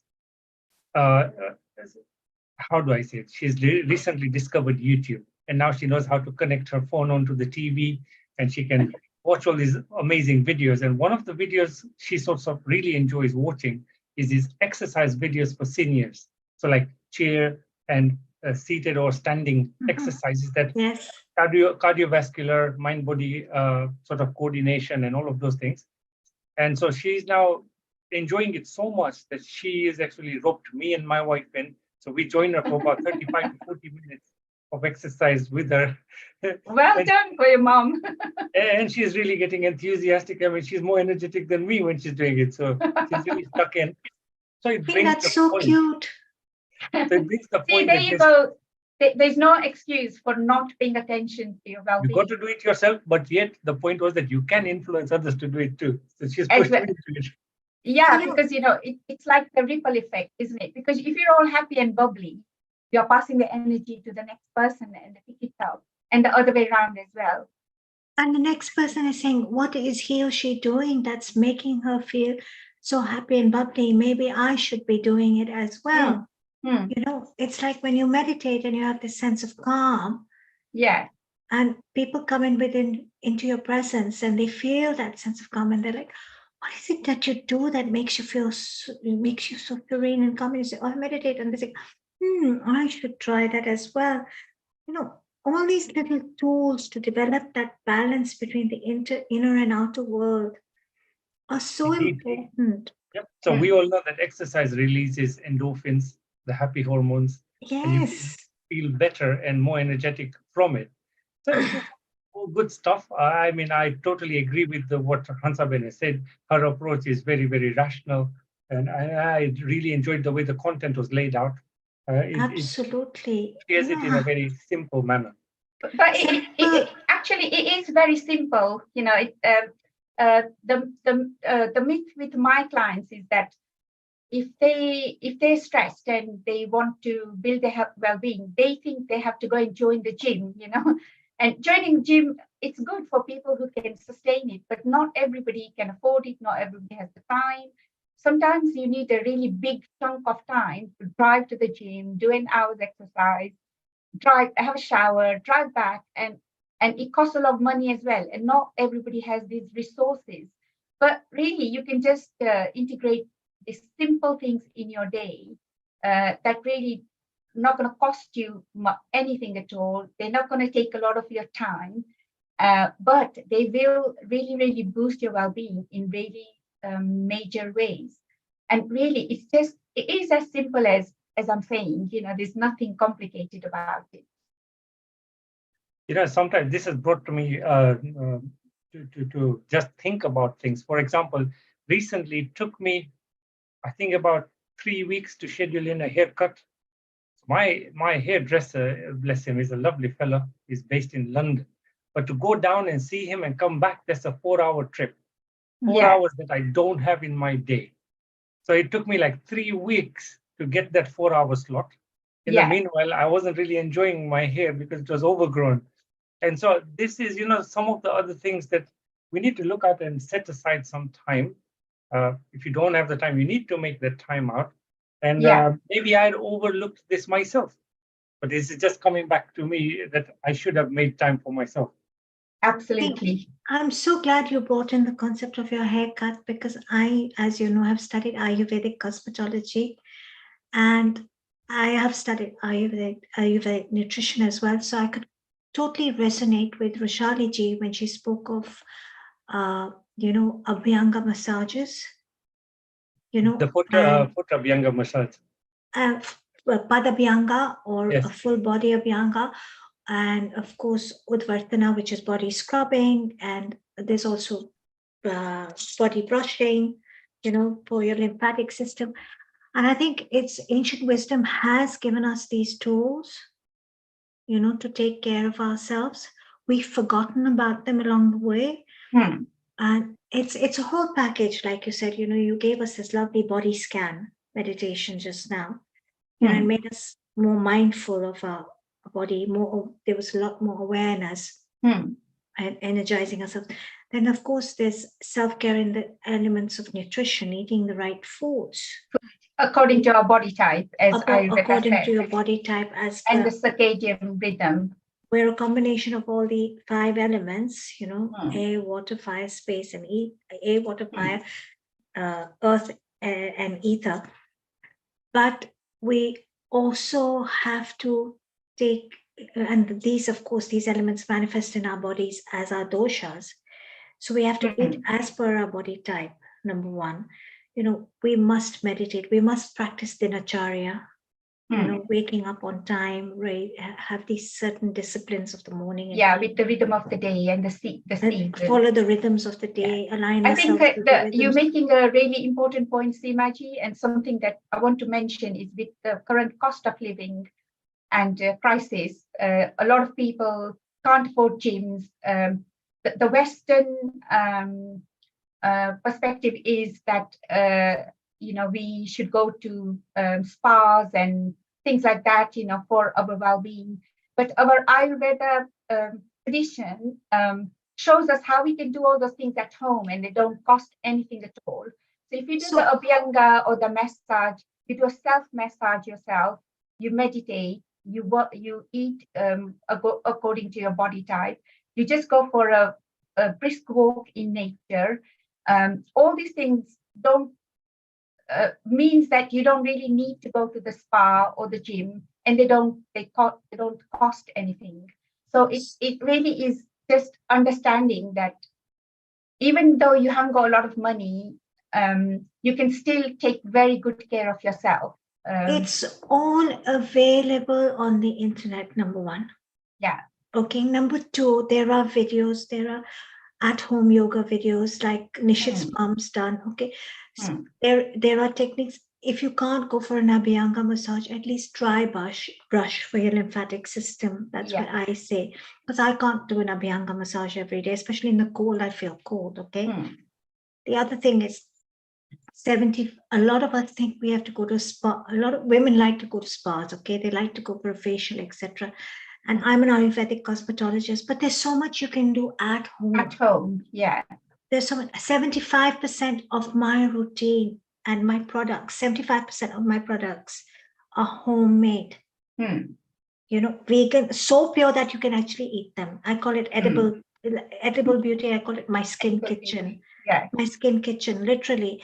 So you can do everything yourself at home. I get my oils, I put in my 24 karat gold, I make my own serums, everything. You can do it yourself, but you have to, of course, have a little bit of knowledge of how to Take do the it. time, and you have to And make it takes time. take a We're little bit of so time. Yeah. driven by a convenient world. We're so driven by packaged foods. I am horrified. I'm sorry to say this.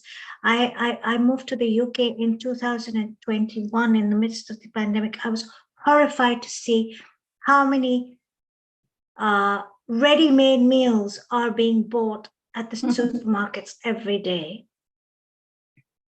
So that's the next book that I'm writing about living sustainably at no cost, sustainable, which is the best of one world, which comes out in October. But basically, I'm covering all those things about well-being with all the climate change and everything happening in the environment. It is impacting on our well-being. So how can you live sustainably and boost your well-being at the same time? And it's paying attention to all those little things about eating naturally, not wasting food, not buying plastic laden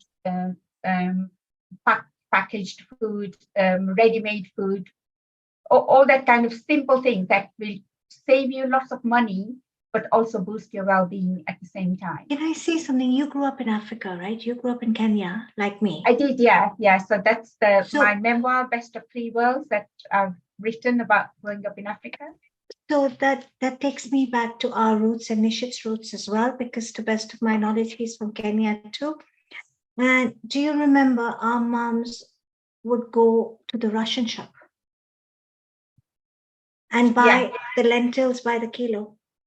So my mom didn't even go to the Russian shop. So we had the people coming to the house. Okay, the fine. Organic milk, organic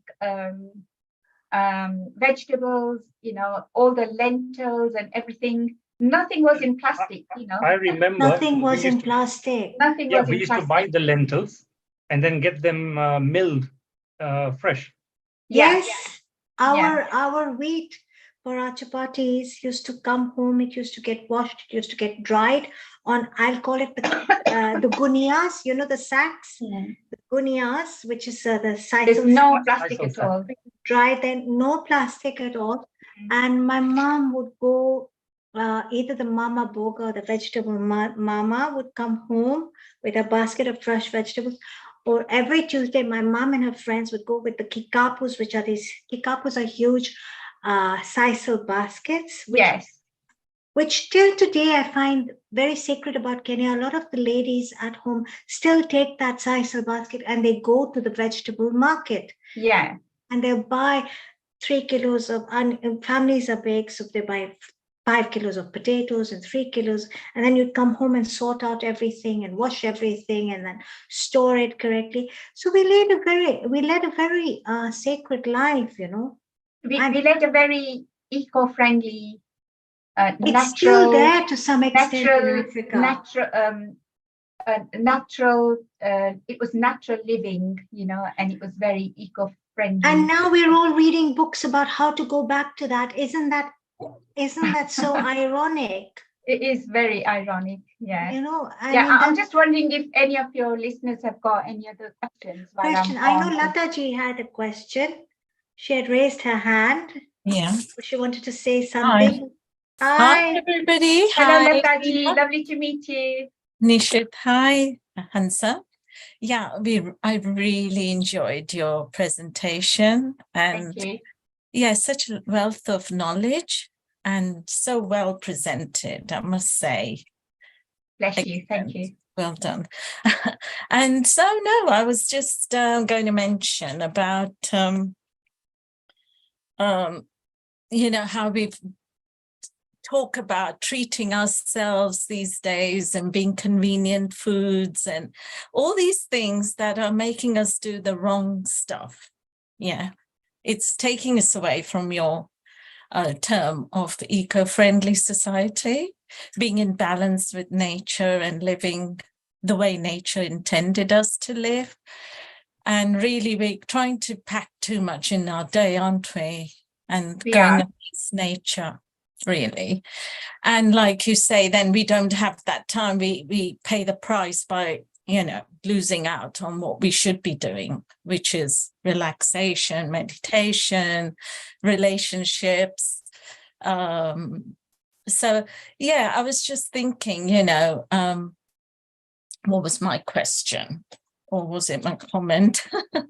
How do you think it'll work when people are living in isolation? Because a lot of people are living alone these days. And that's quite a challenge because you need motivation, don't you, from each other? Yeah. And it's so nice if you can sort of have that exchange from your family, like Nish had said, his mother, and she was encouraging them. They showed her how to use YouTube, and wow, it's opened up a wonderful world for her, all this exciting stuff, and she's discovering. So yeah, now she's telling them to do it. So, it's so nice. But what about those ones who are living on their own? Yeah, so if you go back to my presentation, I was talking about how important it is to socialize and be connected with other people.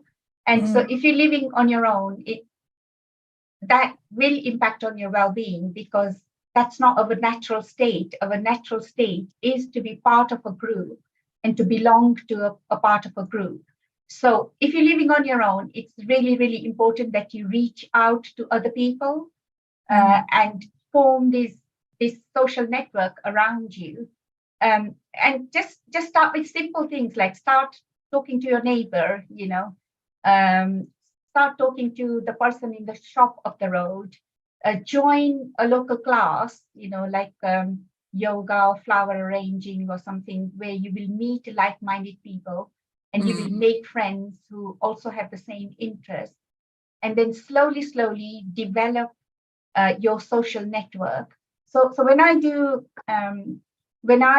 my training, I talk about having 9 people in your circle, three who can provide practical support, 3 who can provide emotional support, and 3 who can provide moral support. Because it's not just that we need support, we need different kinds of support as well. So the reason I say 9 is because at any given time, one of those 2 people are not going to be available. They're busy in their own lives, or they're away on holiday or something. It means that there'll be one person who can always give you practical support, one person who can always give you emotional support, and one person who can always give you moral support. So if you're living on your own, start reaching out and start making these social connections in different ways. Join online platforms. Just go to your local coffee shop and have a coffee on your own and get chatting to other people. Get chatting to people in the park. Join some kind of classes and groups, and then slowly develop your social network. So you have 9 people who can offer you these different kinds of support. Because having a like-minded group of people, research says that people who have a very strong support network are much healthier than people who don't, and have much higher levels of well-being than people who don't. So the social aspect is really, really important for your well-being. Absolutely. Human beings are social animals. Yeah. We're not made to exist in isolation. We are made to be part of a group. We are indeed, and it's so interesting that coming up to our future events, before I go on to what I was going to say next, we have our integrated health event, Transforming Healthcare, coming on the 19th of March, 2 p.m. 2 p.m. GMT onwards on 19 March 2023, and followed by a wonderful event of yoga and meditation on 26th March 2023, 2 p.m. BST onwards. We look forward to seeing you all there. And, speaking of well-being, wellness, and social animals, we are all social animals and we do need to interact. So what Lata said and what Lata addressed is very valid because there are a lot of people who are living on their own these days. But Hansaji, I love what you said, like just go and sit in the park or grab yourselves a cup of coffee, have a chat. And like you'll be surprised. I find England very friendly, actually. If especially in Oxford, I would just go and sit on the park and someone would come and have a chat with me and say, lovely weather, isn't it? And look at the ducks over there. And I thought that was so sweet, it's so nice. And you could have a conversation with someone. So unless any other of our audience have any questions, I'd like to take my leave if that's okay. Yeah, I have just one thing. It's not so much a question, but it's about this thing you said about going back to natural food and things like that. So I just like to share something that I'd read about the reason why this is important. So somewhere in the early 1900s, when industrialization came about in the USA and cities sprang up, what happened was people were traditionally having their own plots of land where they would grow their own food and produce. But as the cities grew up, that parcel of land was obviously done away with to build a building or something, make way for something else. And so people then started moving towards convenience foods. That were packaged and so on and so forth. Now, things that are packaged normally have a shelf life. And to increase the shelf life, you have to remove some of the good organic stuff that comes in the plants and the food that goes into the product. So one of the main things that makes things go off is called lipids and sterols. These oils that are really healthy for you, but then they get stripped off in the produce because they want to extend the shelf life. And so if you have, for example, flour, if you remember, Seema Ben, when we had bread way back in Kenya, the bread wouldn't last maybe 2-3 days. It would start going moldy because that's very fast. It was very fast. If you check the bread didn't here, have the chemicals. Here the bread is like bleached and the flour is bleached and all that, and that bread will stay on the shelf looking as good as it is for probably a week or two. And so it's not really healthy. And so the net result of this, the study found, was that because of a decline in the intake of lipids and sterols, which are basically great for your energy levels, that's the reason why the population was saying, as soon as they hit around 30, 35, they have this thing that they lose energy because the body doesn't have that thing. So we don't understand the impact of our actions of taking all this ready-made processed stuff until much later in life. So this is why you should try and grow your own vegetables and buy local produce as best as you can. Try and buy the produce that has got the least travel miles and the least packaging, and buy locally grown. So go to farmers markets, go to your local farm shops, buy the loose produce if you have got no choice, but you have to go to the supermarket. But grow your own, try and start growing your own. Mansaji, I'm sorry, my mom would go to the wet market in Kenya, the vegetable market, because it was cheaper than the supermarket. But these days, the supermarket is cheaper than the wet market, the vegetable market. You see, so there's so much going. I mean, I don't mean to sound contrary, but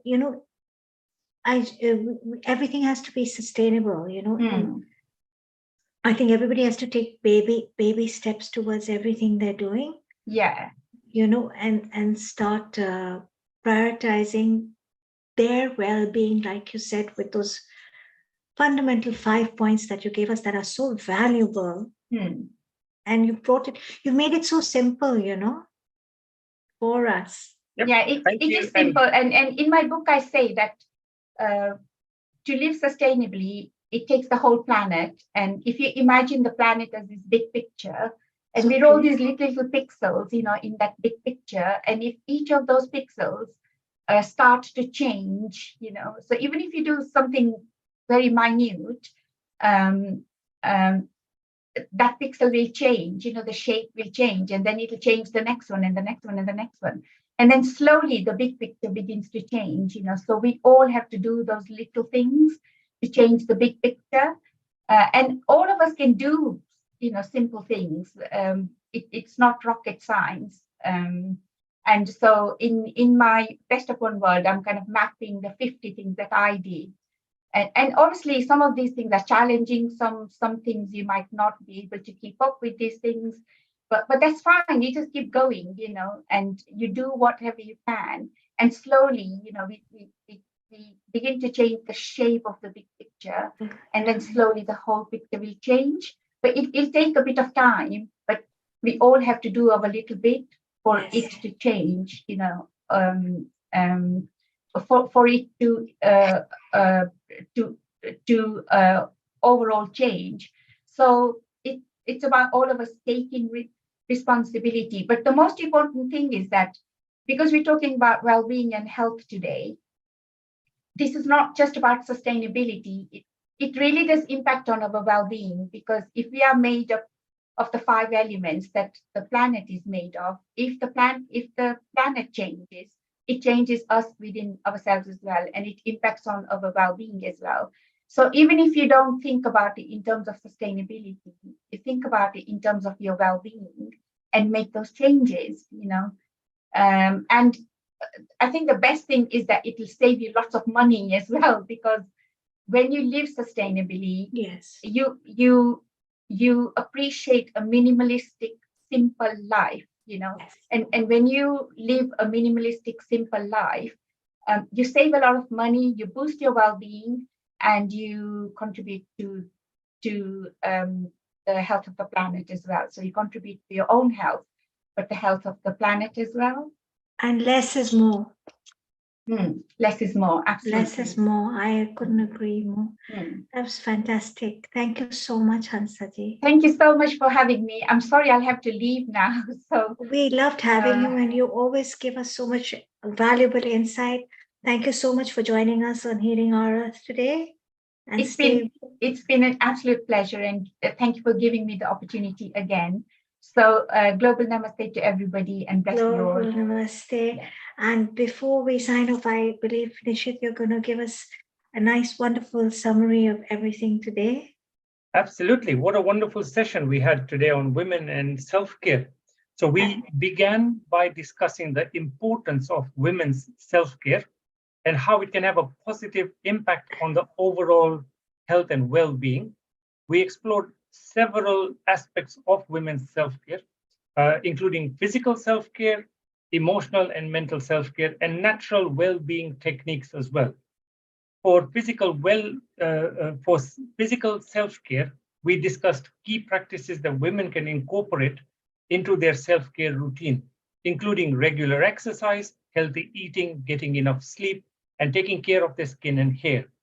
We also discussed specific considerations for women during different stages of their life, such as pregnancy, menopause, and later on in life.